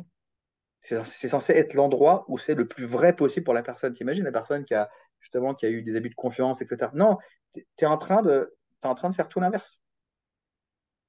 Alors, la question, c'est pourquoi tu le fais? Pourquoi est-ce que tu le dis pas? Non, parce que je vais quand même pas le blesser. Mm. Donc, tu es dans un contre-transfert. Bah, tu veux que ton client t'aime, en fait, la plupart du temps. Tu Oui, veux ça peut, ou pas qu'il se barre, parce que tu as besoin de thunes, euh, ou c'est vrai, pas le c'est vrai. blesser parce que le pauvre, et donc là, on croit pas en sa capacité à recevoir un truc ou à discuter d'un sujet, quoi. Exactement, exactement. Après, c'est tout l'art et l'expérience de savoir dire les choses quand il le faut. Mm. Mais, mais, euh, mais pour moi, rentrer voilà, dans le non-dit, bah, c'est ce qui crée tous les problèmes. D'ailleurs, un cadre non défini, ça entraîne des non-dits. C'est vrai. Exemple, un truc à la con, je sais pas moi. admettons, tu aimes te faire payer en début de séance, Mm. et puis tu le dis pas. Ou tu as oublié de le dire. Et puis à un moment donné, tu t'agaces parce que, mais pas grand-chose, tu t'agaces parce que la personne te paye en fin de séance, ou même pire, te dit, écoutez, j'ai pas d'argent sur moi, est-ce que je peux vous faire un virement, je le ferai chez moi. Tu développes quoi? Bah, du ressentiment. Mm. Tu es en train de changer le rapport avec la personne. Et tu n'oublies pas ça. Non. Et tu vois, et en fait, sans s'en rendre compte, on transforme le rapport. Parce que tu auras toujours en tête ce truc-là quand tu la verras, même si tu n'y penses pas spécifiquement. Mm. Et à un certain niveau, peut-être que la personne le ressent et que ça change en fait son transfert avec toi. Donc ça pète toute ta stratégie thérapeutique. Ouais, ça fait typiquement ça sur les clients qui viennent pas, le lapin, le truc comme ça, mais tu reprends quand même rendez-vous avec eux parce que quand même, moi ça me rend ouf, je reprends plus rendez-vous, tu vois, il y a un lapin, tu dis bah salut, hein. Et voilà, après, on est toujours dans l'idée des non-dits qui en plus peuvent C'est être ça. aussi voilà, le fait que la personne finalement revive ce qu'elle a vécu dans sa vie, quoi. Parce que regarde, même dans les couples, hein, comment ça se passe? Alors évidemment c'est compliqué, c'est même pas funky de dire bon alors moi je veux ça, je veux ça, je veux ça. Bon, c'est vrai que ça rentre pas trop dans le modèle de séduction naturelle pour qu'on s'apprécie, pour que tu vois. Mais mais tu vois bien que finalement tout ça, ça arrive au bout d'un certain temps. En général, on dit au bout de 6 mois, un an, et qu'on commence à s'engueuler parce que justement on commence à poser ses limites et oser dire les choses Mm, mm. parce qu'on est sorti un peu de la phase. Lunettes roses. Mais mais c'est pareil, c'est aussi parce qu'il y a des non-dits, c'est aussi parce qu'il y a des choses qui ne sont pas exprimées qui fait qu'il n'y a que des problèmes. Donc c'est pour ça que la notion de cadre, encore une fois, elle doit être hyper claire, hyper définie, etc. Et que je pars du principe que, surtout dans un accompagnement de type psychopratique, tout doit être dit. Donc ça, c'est quelque chose que tu peux poser dans le cadre que bah, tu diras les choses, que s'il se passe une Ouais. émotion chez toi ou un agacement, enfin, que sera posé. Oui, tu peux. Après, tu sais, euh, moi, par exemple, ce que je dis aux gens, c'est, voilà, en session, il faut que vous puissiez tout dire. Mm. Je me doute bien que vous ne direz pas forcément tout, parce qu'il y a des moments où ça sera de la pudeur, d'autres moments c'est parce que vous ne serez pas prêt, d'autres moments parce que vous n'aurez pas assez confiance, peu importe. Mais de faire en sorte de dire tout ce que vous pensez. Moi, de toute façon, je relèverai tout ce que je verrai. Maintenant, je ne suis pas non plus magicien, je ne vois pas tout. Mhm. Juste, je pose le cadre, comme ça la personne, elle sait que dans mon cadre, tu peux tout dire. Il y en a qui vont dire, bah, c'est évident, elle vient voir un psy ou elle vient voir un hypno, elle bosse sur elle. Bah non, c'est pas évident en fait. Non, du tout, pas du tout. Je Mais on le te sait, de toute dis- façon, quand toi tu y es passé, tu le sais. Quand tu Voilà, vas voir un psy, le nombre de trucs que moi j'ai eu, alors en plus c'est ma problématique de pas arriver à dire non, des trucs comme ça, le nombre de trucs que j'ai eu envie de dire que j'ai pas osé dire, c'est incroyable. c'est ça. Même dans le cadre de l'hypnose, hein, que les gens disent, ah, ben, je n'osais pas ouvrir les yeux, parce Ouais, que je ne ouais. sais pas si je savais. Donc, c'était pas clair, Mm, mm. tu vois. Et bon, après, on ne faut pas non plus psychoter et se dire que si tu as oublié un truc, c'est grave. Non, c'est juste que ça montre à quel point c'est important d'être clair. Et clair et puis transparent. Parce que, faut pas croire, hein, tu sais, quand toi, tu es patient, tu sais comment tu regardes le thérapeute. Tu le scrutes. Tu scrutes tout. La moindre réaction. Ah, On est des snipers, quoi. ah, le pire, c'est quand ils écrivent, hein. Là, tu te dis, putain, il écrit quoi? Qu'est-ce que je viens de dire? Qu'est-ce que je viens de dire? C'est ça. Et moi, tu vois, mais c'est intéressant parce que moi, j'écris, moi, pendant les sessions. Mm. Et j'ai appris à écrire tout en les regardant. Bon, j'écris comme un dégueulasse, mais j'ai appris à le faire quand même. Mais les gens le savent au début. Dès que je commence à écrire, je leur dis, vous savez, ce que j'écris, c'est juste vos mots. J'écris exactement ce que vous avez dit. Parce que ça, je le fais souvent quand je suis fatigué. Et donc, comme ça me permet de, tu vois, faut Ouais. avoir quand même une bonne mémoire en session, enfin, surtout dans la façon dont je bosse, si je vu que je dois répéter des trucs. Comme ça, les gens sont pas stressés. Quand j'écris, ils savent que c'est pas parce que, genre, ah, hein, il a dit ça, ah, alors très bien. Non, non, juste j'écris ce qu'ils disent. Voilà. Donc, voilà, dire les choses, être clair. Euh, et c'est pareil, ces choses-là deviennent importantes quand les gens, tu vas les voir vraiment avec le temps. Si tu les vois 3 fois, on s'en tape. Enfin, quoique, j'ai exagéré, on s'en tape pas forcément, mais on va dire que c'est plus compréhensible de pas y prêter autant d'attention. Ouais. Parce que la personne, elle vient encore une fois pour qu'on s'occupe d'elle. Mm. On lui enlève son symptôme, pour lui enlever cette sensation qu'elle a dans le corps qu'elle ne veut plus. Débarrassez-moi de ça que je ne veux pas sentir. Tu vois, le côté, je ne veux pas bosser sur moi, je ne veux pas sentir mon corps. Enlève-moi ça. Ah, ça ouais, je ne sais plus qui disait ça, je ne sais plus si c'était Cyril Champagne ou c'est une discussion que j'avais avec quelqu'un, mais ou on ou l'autre avait posé l'hypothèse, mais en tout cas moi, en tout cas c'est sûr que je me l'étais posé, que si ça se trouve, quand on fait de l'hypnose de type symptomatique, il y a peut-être une partie de ce qu'on fait dans notre travail qui fait que la personne, elle reste dans sa transe de la séance. Tu vois, genre en fait, en gros, tu lui as fait une suggestion, Mm. plusieurs suggestions pour aller dans le sens de la réduction de symptômes, par exemple, et que la personne, pendant X temps, eh ben, elle reste dans sa transe de la séance, donc effectivement, elle a bien sa réduction de symptômes, et c'est ce qui fait qu'après, ça revient. Alors, c'est une hypothèse, hein. Je vois ce que tu veux dire. C'est Intéressant beaucoup, comme c'est hypothèse. beaucoup plus complexe que ça, évidemment, c'est très Ouais. simpliste ce que je raconte. Mais je m'étais posé cette question, je dis, tiens, et si la personne, en fait, elle restait juste dans cette transe-là? Et que finalement, quand elle revient, le rapport change avec le thérapeute pour diverses raisons, et puis que du coup, ça fonctionne plus. Ou parce que le rapport que elle a voulu créer avec le thérapeute, elle ne le retrouve plus. Tu sais, c'est les fameuses attentes. Parce que mon attente, c'est de vivre de quelque chose d'extraordinaire. Ah Oui. bah mince, je vis plus quelque chose d'extraordinaire, donc je vais changer de thérapeute. Et parfois, effectivement, le lien qu'elle va créer avec un nouveau thérapeute, bah, peut-être recréer quelque chose d'extraordinaire parce que la technique sera différente, la personne sera différente. Et puis progressivement, tu vois bien, quand on bossait qu'avec l'hypnose de façon symptomatique, déjà, la deuxième séance, il dit, ah, c'est bien, mais c'était pas aussi fort que la première fois ou que la deuxième fois. C'était pas aussi fort. C'est intéressant. C'est vrai. Ce retour en termes de sensation, que comme s'il fallait qu'il se passe quelque chose qu'elle doit ressentir Mm. comme souvent l'extraordinaire. Ouais, il y en a beaucoup qui cherchent l'espèce de déclic. Tu sais, ça y est, j'ai le déclic, quoi. On Ouais, l'entend, là, on fait la formation Arrêt Tabac avec François, et il a une séance comme ça qu'on passe, où la personne dit bah moi, j'ai pas encore eu le déclic, c'est pour ça que j'y arrive pas. ouais, Donc, qui attend donc de la séance un truc. ouais, ouais, ouais. Mais après, c'est légitime hein, qu'elle puisse attendre un déclic. Hein.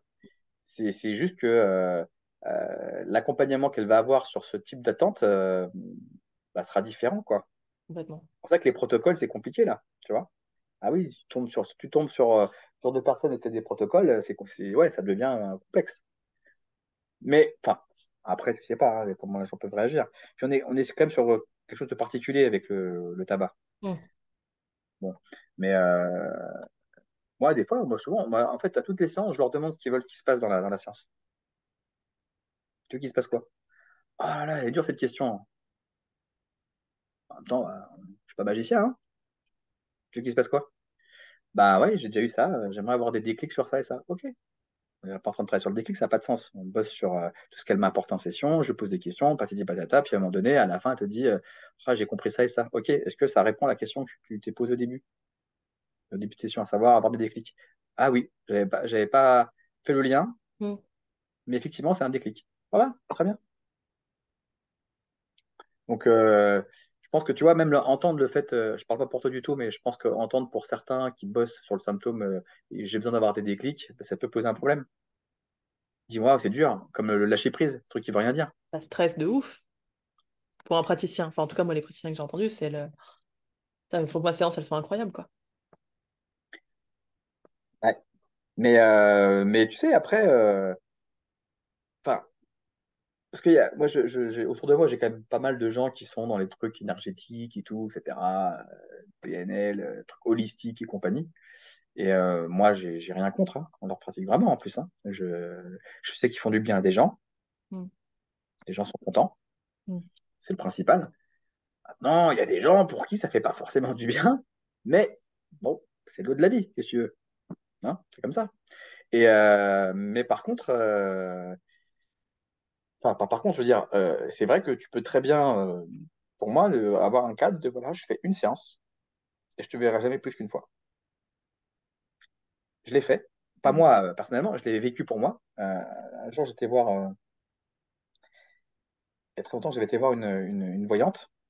J'aimais beaucoup parce qu'elle avait une approche très, bah, justement, très psychopratique, tu vois. C'était pas, bien sûr, elle faisait ses cartes, elle faisait ses trucs, etc. Mais moi, ce qui me faisait kiffer, en fait, c'était vraiment ce rapport qu'elle créait avec moi, tu vois. Et elle me disait, tiens, bah, un truc qui pourrait te faire du bien, je connais un gars, énergéticien, je sais pas je sais pas ce qu'il fait, mais en tout cas, ça marche. Pourquoi pas, hein. Le mec, tu verras,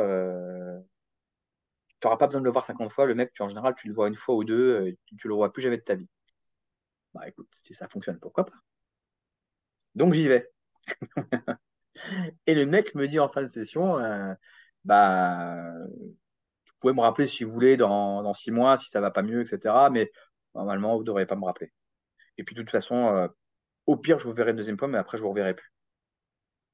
Bah voilà. Bah, bon, bah, j'ai trouvé la session intéressante sur le plan de l'effet placebo. Non, mais c'est vrai. Oui, Bah, clairement, en fait, le mec, il te met en transe, tu vois. Tu es en pleine focalisation interne, bien sûr, tu es dans le rapport où quelqu'un te t'aide, etc. Bon, bref. Donc, je comprends qu'effectivement, il y a des gens qui ressortent de là et qu'ils aillent vraiment mieux. Bah voilà, bah, je suis content parce que le mec, pour moi, c'est pas un charlatan, puisque dans son cadre, c'est ça marche ou pas. Et voilà, et c'est tout. Donc, tu fais une session, ça marche pas, bah ciao. À la limite, une deuxième, mais c'est fini. Pourquoi pas? Ah, le mec, il est honnête. oui. Ah. Enfin, je l'avais trouvé honnête. Alors maintenant, moi, je n'irais pas le conseiller parce que j'ai ma vision des choses. Mais pourquoi pas? C'est comme la notion de. Là, il y avait un mec, là, je sais plus comment il s'appelait, sur ces jours Rosis, un mec qui était souvent actif sur les forums et qui avait créé sa méthode où il faisait des sessions de 5 heures. Ouais, j'avais entendu le podcast avec Laurent, Hein. il est intéressant. Pourquoi pas? Moi, je suis pas du tout dans cette configuration-là. Mais pourquoi pas? Et de ce que lui racontait, voilà, ça a créé certainement beaucoup de choses, et des clics et compagnie chez les gens. Je ne sais pas combien de fois il les voyait, mais pourquoi pas, tu vois? Bon, après, moi, je pars du principe que quand même, on a une attention extrêmement limitée et que pour qu'il y ait du mouvement à l'intérieur de soi, il ne faut pas que ça dure trop longtemps, en fait. Mm. Une bonne session, elle peut durer 20 minutes. Vraiment. Ça dure rarement 20 minutes avec moi, mais c'est déjà arrivé. Parce que il ne doit pas forcément se passer quelque chose. Ça, voilà, c'est ça la différence avec peut-être ce que j'appelle la thérapie brève en hypnose, c'est que dans l'aspect psychothérapeutique, il ne doit pas forcément se passer quelque chose. Tu vois. Il- genre, quand je dis quelque chose, c'est quelque chose genre un déclic, un truc extraordinaire. Non, des fois, la personne, elle a juste besoin de s'exprimer et de parler. Des fois, il y a juste besoin que la personne ressente une présence qui semble sécure. Et puis c'est tout. Et c'est comme ça. Et tu vois, j'ai déjà eu des sessions où les personnes, je leur posais des questions, ils répondaient pas, ou ils faisaient pas les exos que je leur proposais. Au bout de 3 fois, je leur dis, et là, ça fait 3 fois que je vous pose la question. Vous êtes toujours, vous répondez toujours pas. Enfin, 3 fois que je vous propose de faire un exercice et vous, ouais, mais bon, bon, bah ok, la séance est terminée. Elle est terminée, mais ça fait 12 minutes. Et vous voulez pas bosser. Vous rentrez chez vous. C'est pas le jour. C'est pas grave. Dans ces moments-là, j'ai deux types de patients. Bah, tu as ceux qui rentrent, qui se cassent, et qui sont hyper énervés. Et par contre, quand ils reviennent la fois suivante, ils sont ultra motivés. Parce qu'ils ont, tu vois, Ouais. encore une fois, rappelle-toi, les gens, ils s'engagent quand même pour du temps. Hein, ils ne s'engagent pas pour faire 2 séances. Sinon, évidemment, je ne la vois plus, les gens, sinon. Ou alors, la personne fait, non, non, mais si, je veux bosser. Ok. Alors, ok, faites l'exercice, par exemple, tu vois. Et puis, la personne le fait, je vois bien qu'elle n'est pas dedans. Donc, je dis, ok, qu'est-ce qui se passe? Et là, en fait, on rentre dans autre chose. Mais, mais même si la personne, tu vois, elle a resté 12 minutes, bah, c'est efficace puisque justement, en fait, elle ne prenait pas ça au sérieux.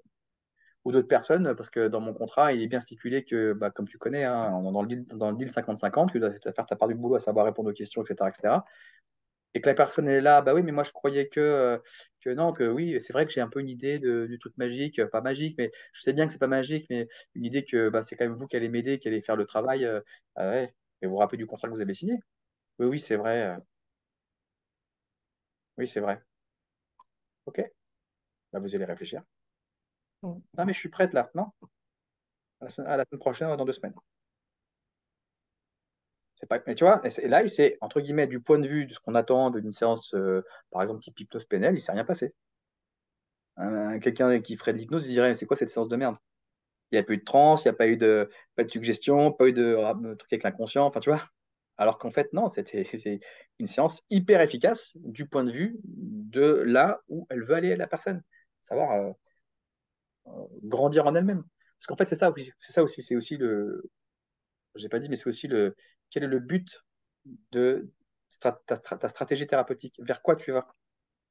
Bah, ce que je crois comprendre, c'est que la plupart des gens qui sont hypno sont plus dans une perspective solutionniste. Mm. Trouver des solutions, tu vois. Moi, je suis pas du tout là-dedans. Du tout, du tout, du tout. Moi, je suis vraiment dans le fait que la personne euh, apprenne à se connaître et qu'au travers du rapport qu'elle a avec elle-même et l'intégration de toutes ces parties sombres, eh ben, elle soit plus à l'aise dans sa vie. Parce que ça régule automatiquement les émotions de toute façon, tout ça. C'est automatique. Et qu'elle apprenne, que je lui apprenne en gros, pour que je lui apprenne, c'est-à-dire que je l'accompagne dans le processus à faire face au réel et à le gérer. Voilà. Donc tu vois, en termes de but, c'est pas compatible avec la thérapie brève. Personne, si elle vient pour ça, elle dit bah non, je suis pas venu pour ça, bah rentrez chez vous, madame. Je vais même pas la faire payer, ça fait 2 minutes, rentrez chez vous, quoi. C'est pas le taf qu'on fait ici. Elle pourrait même trouver ça pourri parce que c'est pas ce qu'elle est venue chercher. Ah non, moi je voulais ma transe et tout, mon hypnose. Je pensais qu'avec ça, on pouvait guérir en 2 sessions. Oui, oui, oui, oui, pas chez moi. Ouais. On revient à l'importance de ton cadre, en fait, et de l'objectif que toi, tu as dans tes séances pour tes clients, patients. C'est ça. C'est pour ça qu'il y a rien qui est mauvais. Par contre, effectivement, si la personne elle veut travailler dans une perspective de psychopratique, type psychothérapie, donc d'accompagnement à moyen long terme, bah, elle va être obligée de tout redéfinir parce Ouais. que ça n'a plus rien à voir. C'est un autre boulot. C'est pas mieux, c'est pas moins bien, c'est un autre boulot. Et on peut pas tout faire. C'est ça, en fait, sur le truc, surtout le truc, c'est qu'on ne peut pas tout faire. Et c'est ce qui est compliqué, parce que dans toutes les approches comme ça, euh, qui, qui sont déjà un nouvelle, donc la nouveauté crée de l'effet waouh, et surtout, effectivement, avec des méthodes qui sont quand même puissantes. C'est quand même puissant, l'hypnose, tu vois. Ça, quand même, ça fait appel à beaucoup, à toute puissance hein, à l'intérieur de soi. Hein. On va pas vers l'hypnose pour rien, quand même, j'ai l'impression, au départ, surtout aujourd'hui. Mais bon, peut-être depuis toujours d'ailleurs, je sais pas. Mais bah ouais, bah là, en fait, tu sors de ça. Puisque tu n'es plus du tout celui qui va faire. Tu deviens un vrai accompagnant. Enfin, un vrai. Pas pour dire qu'il est fou accompagnant, mais mais c'est ça, t'accompagnes, quoi. Mm. Tu fais plus à la place de l'autre, quoi. Moins. C'est ça. Donc, redéfinition forcément de tout le process, quoi. Et puis, et même quand elle redéfinit, ça ne veut pas dire forcément qu'elle va aller dans la direction que j'ai proposée, ça peut être aussi autre chose. Mhm. Mais c'est toujours pareil, on ne peut pas tout faire. Tu vois, et j'ai une amie qui était RH et elle s'est mis bon, elle s'est mise en fait à faire de la naturopathie, tu vois. Mhm. Une passion, elle en a hyper bosseuse. Vraiment, j'étais impressionné. J'avais l'impression que ça faisait 10 ans qu'elle bossait, tellement c'était précis et tout. Après, elle est peut-être très intelligente, elle a peut-être des grosses facultés aussi, hein, mais bon, bref. Elle me dit non, non, ça fait juste un an. Top, hein, bien. Bon, puis bon, elle commençait à réfléchir à comment travailler là-dedans. Et puis, elle a rencontré le Reiki. Mhm. Passion pour le Reiki. De ouf. Et donc, elle s'est mise à faire du Reiki. Et donc, je lui ai dit, mais je comprends pas, donc tu as lâché la naturopathie? Elle fait, non, non, non, non, je fais les deux. D'accord, tu fais les deux. Tu proposes en fait deux activités complètement différentes. Ok, pourquoi pas. Et non, mais maintenant, je fais un truc, je fais un peu des deux. En fait, la personne, elle vient, je lui fais le soin Reiki et puis je lui explique comment manger. Non, mais tu vois. Et, euh, et là, je lui dis, mais ok. Donc, en fait, c'est quoi? C'est t'as l'impression que la personne, elle sait rien faire, quoi. En fait, tu vois. Elle me dit, non, non, les gens sont très contents. Bon, très bien, j'insiste pas. Quelques temps plus tard, je la revois et elle me dit, non, elle me présente sa carte pro, tu vois. Et là, je vois, donc une très belle carte, hyper bien faite et tout. Et je vois naturopathie, soins énergétiques, Reiki, massage. Je sais plus ce qu'il y avait encore d'autre. Et là, je rigole. J'étais obligé de rigoler. Enfin, c'était spontané, hein. C'était pas pour me moquer d'elle, mais ça m'a fait rigoler, quoi. Je lui dis, mais il manque plus qu'une chose à ton truc. Il me dit quoi? Bah, je sais pas, vendeuse de chaussures, quoi. Non, mais je lui dis, ça part dans tous les sens, ton truc, là. Elle me dit, ah, tu comprends rien, c'est une approche holistique, etc. Oui, mais ça veut dire quoi, holistique? C'est-à-dire que tu fais tout ça. C'est-à-dire que la personne, elle vient, bah non, mais je fais pas tous les trucs en même temps. Je vais avoir une fois, je vais faire de la naturopathie, la fois suivante, je vais faire des massages, la fois suivante, je vais faire. Bah voilà, j'ai dit, le problème, c'est que tu vois, c'est du nimp sur le plan du cadre, même sur le plan de la posture. Ça va dans tous C'est les pas du sens. tout les mêmes casquettes, en fait. Ah, exactement. C'est comme on voit pour l'instant fleurir le diététicien hypno, machin, patin, mais enfin, ça n'a rien à voir hein, de faire un suivi hypno, peut-être psychothérapeutique ou pas d'ailleurs, avec un suivi diète et donner des Ça, conseils de diète en même temps. Mais pour moi, c'est de la toute-puissance, tu vois. ouais, je te rejoins là-dessus. Et le problème de ça, c'est que ben, euh, tu peux pas bien bosser comme ça. Enfin, je me demande comment tu fais pour bien bosser. Peut-être qu'il y en a, faudrait que je vois. Après, bon, on n'est rien obligé de me prouver, mais je suis curieux en fait. Mais tu peux pas bien bosser, c'est pas possible. Euh, je sais pas. Et pourquoi je te racontais ça? Parce qu'on parlait du cadre, je crois. Oui.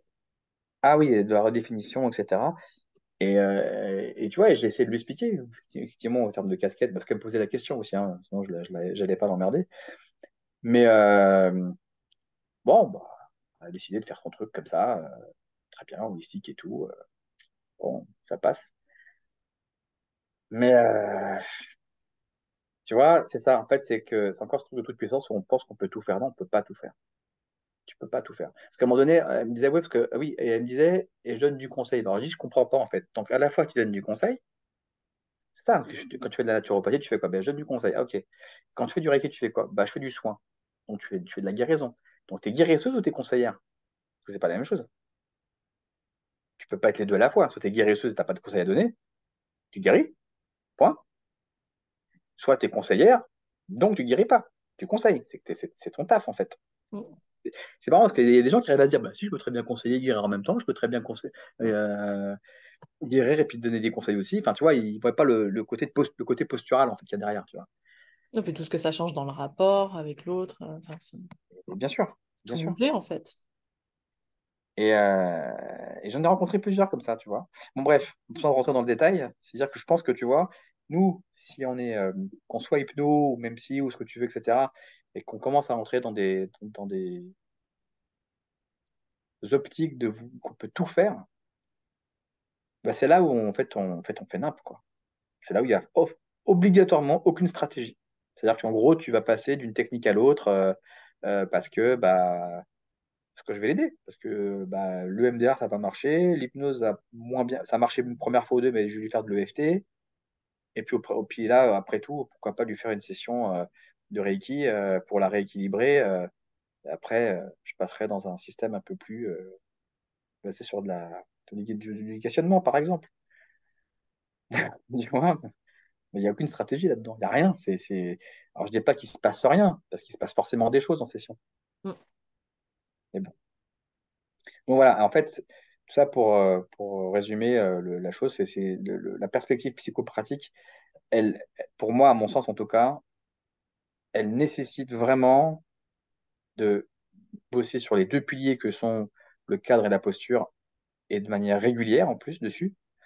Euh, et dans un deuxième temps, d'envisager du coup bah, un accompagnement plutôt de type moyen à long terme, et que malgré tout, on ne pourra pas accompagner tout le monde. Je donne un exemple. Evelyne Joss, que j'ai eu en formation, elle racontait des exemples de SSPT, mais vénères. Vraiment des trucs. Moi, je pourrais pas. Sincèrement, je disais ça, je peux pas. Je connais ma limite, en fait. Mm. Tu vois? C'est-à-dire que d'emblée, la personne vient, elle est comme ça. Je dis pas que je vais pas l'accompagner, mais si je vois qu'en fin de session, pendant la session, pardon, le truc me semble, mais tout de suite, je la réoriente direct. Je me pose même pas de questions. Et tout comme je n'accepte pas tous les gens qui viennent pour le tabac, des trucs comme ça, je prends pas du tout, j'en veux pas. Donc, euh, donc, cadre posture en numéro un, et deux, bah, l'aspect temporel. Et donc, du coup, bah, comment tu vas bosser sur le temps et quel type de patient tu veux avoir, quel type de patient tu peux avoir, quel type de patient tu as la capacité de pouvoir accompagner, quand bien même tu peux te tromper et que tu redéfiniras au fur et à mesure tu te reposeras les questions sur les mêmes choses, quoi. En fait, c'est marrant parce qu'on n'a pas parlé des CSPT. Bon, je vais faire un truc très bref sur ça parce que en fait, c'est limite, c'est le truc qui peut être encore plus compréhensible sur le fait de pourquoi c'est si important d'avoir une approche, l'approche psychopratique est vraiment différente. L'exemple du contact, une personne qui a été violentée, Mm. tu peux pas la toucher. Qu'est-ce que tu veux lui faire, lever la main, ou tu vois, par exemple, lui faire un ancrage, c'est pas possible. Et tu peux pas le savoir avant. Non. Bon, après, encore une fois, on peut se tromper, etc. Mais bon, tu as tout l'aspect aussi lié à la séduction qu'on a en hypnose PNL parce que bah, on veut que ça se passe bien, tu vois, on crée un climat chaleureux, mais tu penses aux gens qui ont été victimes de violeurs, des choses comme ça, c'est le langage, hein. Détendez-vous, ça va bien se passer. On connaît cette phrase. Mais c'est ça que disent la plupart des gens qui sont comment dire, des agresseurs. Mm, mm. Carrément. Oui, finalement, c'est qu'est-ce qu'on recrée, nous, avec notre cadre et notre posture, Exactement. qui, en fait, laisse les gens dans leur pattern et Il les renforce. les renforce les patterns, ouais. Donc, ça, c'est des exemples. Et si on reprend les exemples des SSPT, c'est pour ça qu'on parle souvent avec comment dire, la méthode de Janet, là, avec sa phase de stabilisation, qui dure hyper longtemps, Mhm. parce que bah, il y a des gens, ils sont complètement fermés, quoi. Et il faut du temps pour qu'ils s'ouvrent. Et tu vas les remettre en mouvement parce que d'un point de vue du système nerveux, c'est d'abord ce qui doit se passer en premier. Donc des fois, tu vas juste les voir et tu vas marcher avec eux. Mm. Et ça se fera la session. Ben, c'est quoi ça? C'est pas de l'hypnose. Bah, ça dépend comment tu dénommes l'hypnose déjà, comment tu la définis. Mais en soi, bah, tu as avancé. Tu vois? Et c'est pareil, ça c'est aussi des choses, quand tu t'informes un peu sur comment ça se passe, bah, tu te rends bien compte si tu es dedans ou pas, quoi. Tu vois, quand j'avais fait l'atelier sur les SSPT, la convention, la dernière fois, je leur ai fait faire des exos, mais bidons. Du genre, à un moment donné, je leur dis, bah, tiens, tu vas travailler sur la spirale sensorielle. Tu sais, c'est la technique qu'on dit pourrie en hypnose un peu. On dit, mais qu'est-ce que c'est cette technique? Qui fait ça? Tu vois? Mais dans le cadre des SSPT, c'est une super technique. La personne, elle est en mode ultra hyper vigilante, en stress de ouf. Donc, tu vas faire de la spirale sensorielle pour lui faire quoi? Lui apprendre à refocaliser. Tu te synchronises entre guillemets à son fonctionnement. Donc, tu regardes partout. Tu regardes par exemple 10 objets, puis après, plus que 7, plus que 6, 5, 4, 3, tu arrives à 1. Et après, tu les fais travailler par exemple sur le bon souvenir. Technique de débutant. Et tu lui fais comment? Bah, tu pars du réel. 5, par exemple, 5 choses que tu observes avec tes yeux, tes oreilles, ta sensation dans le réel. Puis tu vas dans le bon souvenir et tu observes qu'une seule chose. Et après 4 dans le réel, 2 dans le bon souvenir, puis 3, puis tu inverses. Et puis après, il n'en restera plus qu'une dans le réel, 4 dans le souvenir, et après, tu restes que dans le bon souvenir. Tu vois, tu Ouais. joues. C'est des techniques de base, mais qui sont Pour moi, c'est vraiment de la technologie hypnotique qui est extraordinaire pour faire bosser ces gens-là, par exemple, tu vois. Mm. Et on est sur de la base. C'est vraiment comment tu utilises l'outil finalement. Dans quel sens et dans ta stratégie en fait. Comment tu vas utiliser dans ta stratégie les outils que tu connais qui peuvent être très basiques, mais C'est ça, ça, c'est vrai que ça n'a rien à voir d'utiliser ça pour créer une transe, genre type adduction, que pour apprendre la focalisation à quelqu'un. c'est ça. Après, moi, je pense, et c'est là où on se rejoint beaucoup aussi avec Pank, euh, mais je pense que c'est pour ça que quand on rentre dans une perspective de psychopratique, la définition qu'on va avoir de la transe, ça va souvent être très différente de la personne qui va bosser de type, un type thérapie brève. C'est pas qu'il y en a un qui a plus raison que l'autre, c'est juste que par rapport au cadre, on peut pas avoir la même définition. C'est pas possible. Et,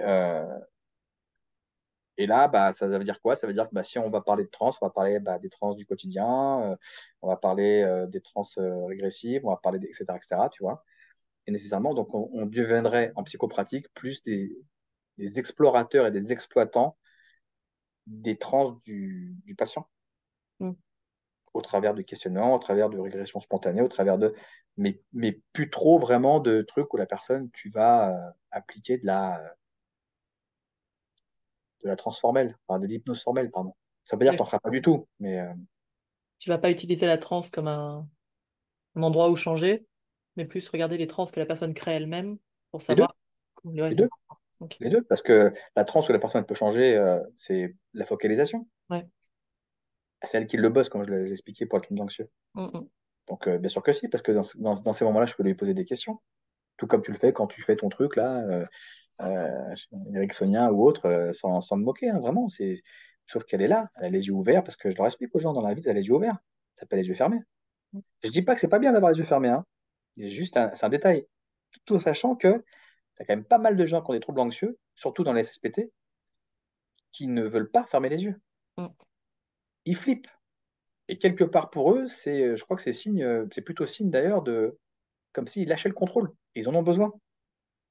Donc tu vois, après, j'imagine bien qu'il y a des gens qui adaptent, etc., qui font les yeux ouverts, qui peuvent, bien sûr. Mais quelle est la stratégie derrière? Et là, l'idée, c'est bah, quand tu as conscience de ces choses-là, ouais, tu utilises la technologie en elle-même sans forcément faire du formel. Mm. Ouais, Mais je réfléchissais quand tu disais passer de l'automatisme au volontaire, on pourrait carrément utiliser des phénomènes hypnotiques du type lévitation, des trucs comme ça, bien sûr, pour apprendre comment on passe de l'automatique, du truc qui se fait tout seul, à attends, c'est moi qui reprends la main là-dessus, quoi. complètement. Complètement. Et tu vois, et c'est là aussi où moi, ce que je kiffe dans l'approche hellmanienne, alors c'est plus l'approche kleinienne que hellmanienne, mais c'est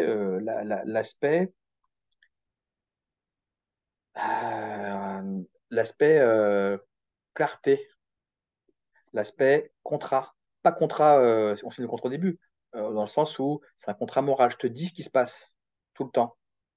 J'explique tout ce que je fais et c'est toi qui es l'acteur de ta séance. D'ailleurs, dans l'adduction hellmanienne, euh, en tout cas dans les traductions qui ont été faites plus tard, c'était vraiment je ne peux pas le faire à ta place.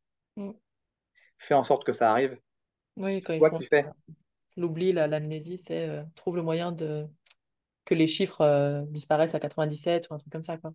Voilà. C'est toi qui dois faire. Et c'est OK, t'as le droit de ne pas réussir. C'est pour ça qu'en général, on commence par les paupières parce que c'est facile, les paupières. Ah, t'as un premier truc où tu as réussi, en général, ça, voilà, Mm. c'est le pied dans la porte, comme on dit. Mais, et ça, j'adore. Ouais, c'est pareil, j'imagine J'adore. que les domaines privatifs comme ça, des paupières, tu vas pas le faire avec tout le monde non plus.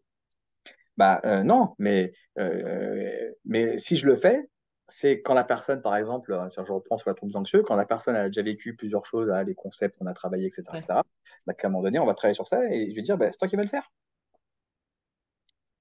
Il arrive, pas toujours, il arrive que la personne ouvre quand même les yeux. Et là, bah, c'est ce que ferait tout bon hypno en lui disant, voilà, bah, tu t'es prouvé que tu étais capable de le faire. Ouais. Maintenant, Je- et juste pour ceux qui connaîtraient pas l'induction d'Hellman, il y a une catalepsie des paupières, une privation. Enfin, voilà, les paupières sont collées au début. Parce c'est qu'en ça. fait, on l'a pas dit, donc je me dis, qu'est-ce qu'ils font avec les Ouais, paupières? ouais, ouais. Donc, et ça c'est pas mal parce qu'effectivement, c'est une manière aussi aux personnes de se rendre compte qu'ils peuvent contrôler des automatismes en eux. Et tu vois, ça va s'ajouter comme compétences, par exemple, qu'ils ont déjà développées auparavant, en disant, ah bah voilà, maintenant je suis stressé, etc. Bah non, je sais que je suis capable de le faire avec les paupières. Et bah, ils l'ont dit, ah, bah, des fois je le fais en séance, ça m'est déjà arrivé de dire à la personne, bah maintenant, repense à un truc quand ça stresse un peu, pas beaucoup, juste un peu. Ok. Maintenant, utilise ta technique, utilise ce que tu viens d'apprendre. Eh ben, j'ai réussi à ralentir les battements de mon cœur. Tu vois, c'est ça en fait. Et là, bah, ça fait une compétence supplémentaire. Bon, je ne le fais pas chaque coup, mais c'est des exemples, quoi. Ouais, Bon, bref, finalement. c'est clair qu'il y a plein de choses à dire. C'est sûr qu'on aurait pu aller plus loin sur l'aspect des SPT aussi, parce que il y a tellement de trucs qui sont encore plus parlants, tu vois, comme les distorsions euh, qu'on utilise beaucoup en ericksonien, par exemple, des trucs qu'il faut surtout pas faire avec des patients comme ça qui ont vécu des distorsions toute leur vie, en fait, tu vois. Quand un enfant disait Maman, j'ai dit ça, et ta mère dit non, tu l'as pas dit. Mais maman, voilà, euh, mes pattes sont trop froides. Non, elles sont pas froides. Et bah, voilà, bah, tu vois, surtout pas recréer ça, c'est des trucs qu'il faut pas faire. Euh, Comme les safe places, notamment. Safe Ouais. place, bah, t'as quand même beaucoup qui n'ont jamais connu la sécurité. Safe place, J'allais c'est dire vraiment bien. difficile de Bah ouais. et un endroit sécure quand tu l'as jamais connu, quoi. Donc et puis là, bon après, tu as le droit de poser la question, mais ça peut être poser la question pour voilà, pour voir où la personne en est. Mm. Elle voit qu'elle n'en est pas capable, mais qu'elle te dit, bah moi, j'ai plutôt tendance à, non mais j'arrive à me trouver des moments sécures quand je m'imagine être dans les étoiles. Bon bah, t'as compris que la personne, c'est bien, elle a trouvé un truc pour se rassurer, mais en même temps, elle est dans les, Pas dans le réel, quoi. eh ben non, elle n'est pas dans le réel. Donc, il faut la ramener dans le réel. Mm. Un peu comme l'exemple que j'ai donné avec la personne quand je me suis assis à côté d'elle, tu vois. Ça s'est fait progressivement et là, c'est le réel. Donc, elle peut être sécure à côté de quelqu'un de, etc., etc. Mm. C'est important cette notion de revenir au réel. C'est clair. C'est clair. Moi, en fait, c'est que ça. Moi, je suis vraiment. C'est pour ça que je disais tout à l'heure que c'est mon but de mon travail, c'est vraiment que la personne fasse, elle soit dans la capacité de faire face au réel. Mm. C'est le plus dur. Ouais. Pour tout le monde d'ailleurs, hein, même pour nous-mêmes, hein, quand on se prend tous à nous-mêmes pour différentes choses, puis plus on vit quelque chose de difficile, plus on se met à soi-même, quoi. Plus on met des barrières. Donc, bah, c'est en tout cas comme ça que moi je vois la chose, en tout cas.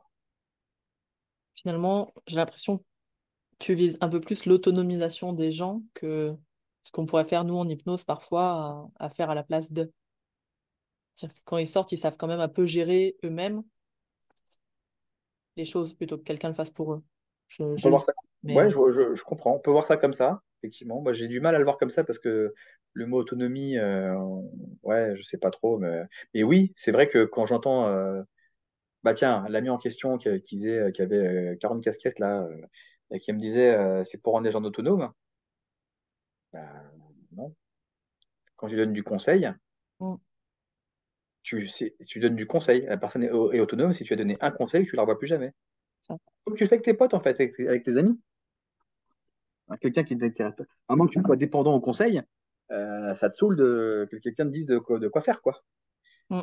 Fait que t'entends, t'écoutes, puis en général, t'appliques pas le dixième de ce qu'on te propose. Donc, effectivement, l'autonomie, il peut pas rentrer dans le conseil. L'autonomie peut pas rentrer dans la guérison non plus, puisque c'est quelqu'un qui fait pour toi. C'est pas un problème, hein, d'ailleurs, hein, Non, mais c'est pas pareil. effectivement. Donc, c'est comme les concepts de bienveillance, tu vois. C'est ce qu'on y met derrière. Bah, je pense que c'est un peu pareil pour l'autonomie. Mais oui, je rejoindrai ce que tu dis. Ouais. Peut-être que effectivement, ça rentrerait plus dans une notion de où on autonomise la personne. Même si moi, je me pose pas cette question. Pas comme ça, mais ça. Écoute, je pense qu'on a fait un bon tour déjà. On fera Ouais. un deuxième tour pour le SSPT, mais là, on n'est pas loin de 2 heures de podcast. Non, c'est beaucoup, là, c'est trop, là, c'est trop. Donc, je vais le couper. Elle va couper Je beaucoup. t'annonce. Elle va tout couper. Non, non, je vais le couper en 2 épisodes. Ah, ok, d'accord. Ce sera plus, peut-être plus digeste pour les gens, je sais pas. Mais... Moi, comme ça, Ça j'ai marche. moins d'épisodes à faire, tu sais, je triche. T'as bien raison. Merci beaucoup, Jamie. Bah, merci à toi aussi. C'était très sympa. Euh, Est-ce que tu aurais une ressource si les gens veulent aller un peu plus loin sur la façon de bosser un peu comme ça en psychothérapie, est-ce que tu vois un livre ou je sais pas, des audios ou une vidéo qui serait importante à regarder? Moi, quand on Moi, je parle pense. de anxieux, je Ouais, pensais à, tu sais, à Hypnologie, ils avaient fait un truc sympa. ouais. Bah, aussi, j'ai Vraiment pas mal sur- regardé ça, ce qu'ils avaient fait avec Performara. Ouais, C'est un bon petit rappel, effectivement. Mais après, c'est lire des livres de psychotrauma, quoi. ouais, Quel qu'il soit, hein. Moi, je sais que j'aime beaucoup Bessel van der ouais. Kolk, Le corps euh, Nougat.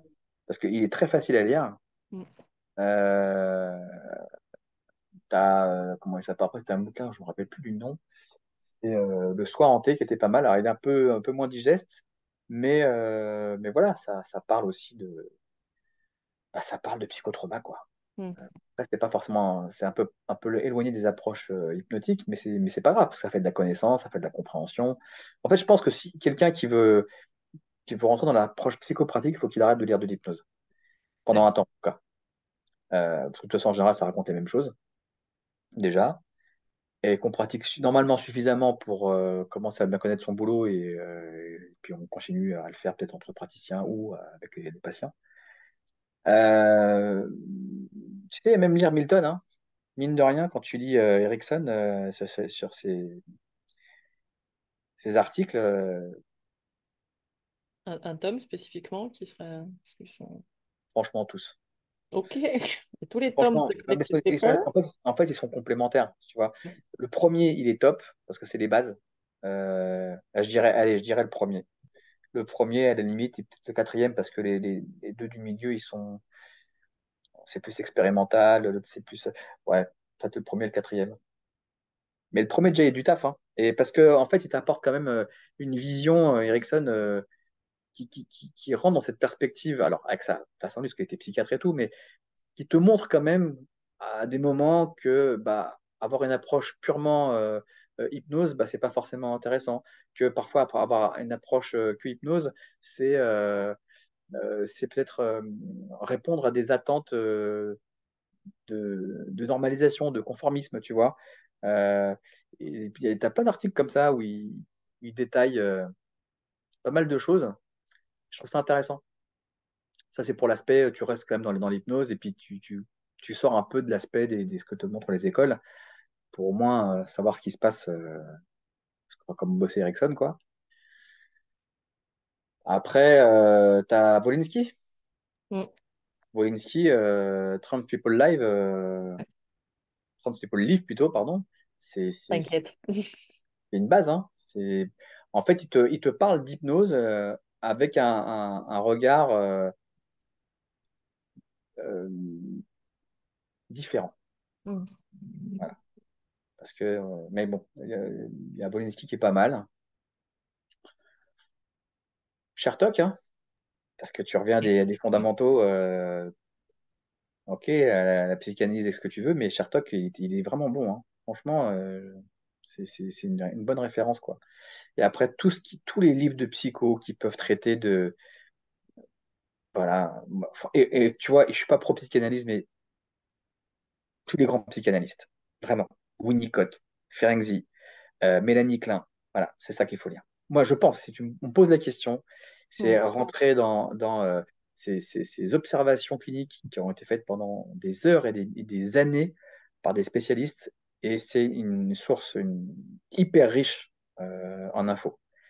Moi, je suis particulièrement fan de Winnicott, euh, mais bon, ils sont tous top, hein. Il y a du bon à prendre dans tout, parce qu'on comprend mieux les choses qui se passent. Après, il y a aussi des approches qui sont complètement différentes, qui sont pas du tout cliniques, qui sont dans des approches plutôt de psychosociales, mais qui apportent pas mal d'infos. Je pense au travail comment ça s'appelle déjà? À chaque fois, je zappe son nom. Euh, Dingue ça. Je suis fatigué, je pense. C'est qu'un W. Tu sais qu'il y a un W, ça commence par un W. C'est pas Watkins, c'est. Oh putain.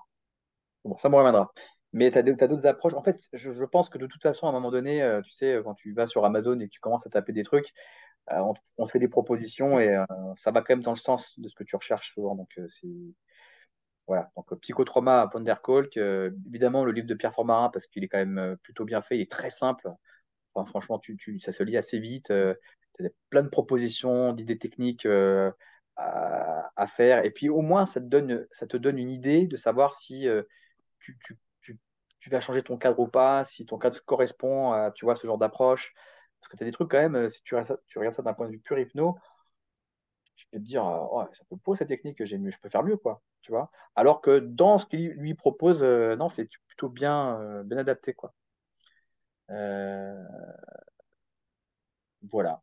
Donc c'est déjà pas mal. Ouais, Après, ouais. après ils vont m'acheter la Fnac encore. Mais Bah, c'est ça. Hein. Et puis, des fois, vaut mieux lire un ou deux bouquins et puis être au clair avec tout ça. c'est ça. Euh, Puis le reste fera son travail, quoi. Voilà, Anna.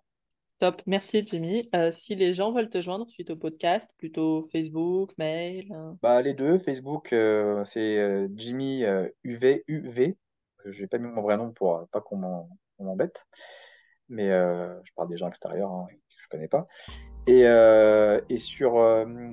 sinon, moi j'ai un mail, c'est hypnocoaching75@gmail.com et mon site internet www.hypnothérapie-paris15.fr. Attention, je mettrai tout dans les notes du podcast et dans la description. Very good. Merci beaucoup. Merci à toi. Voilà pour le podcast. Je vous rappelle que vous pourrez retrouver toutes les notes du podcast dans le petit fichier qui est juste en dessous.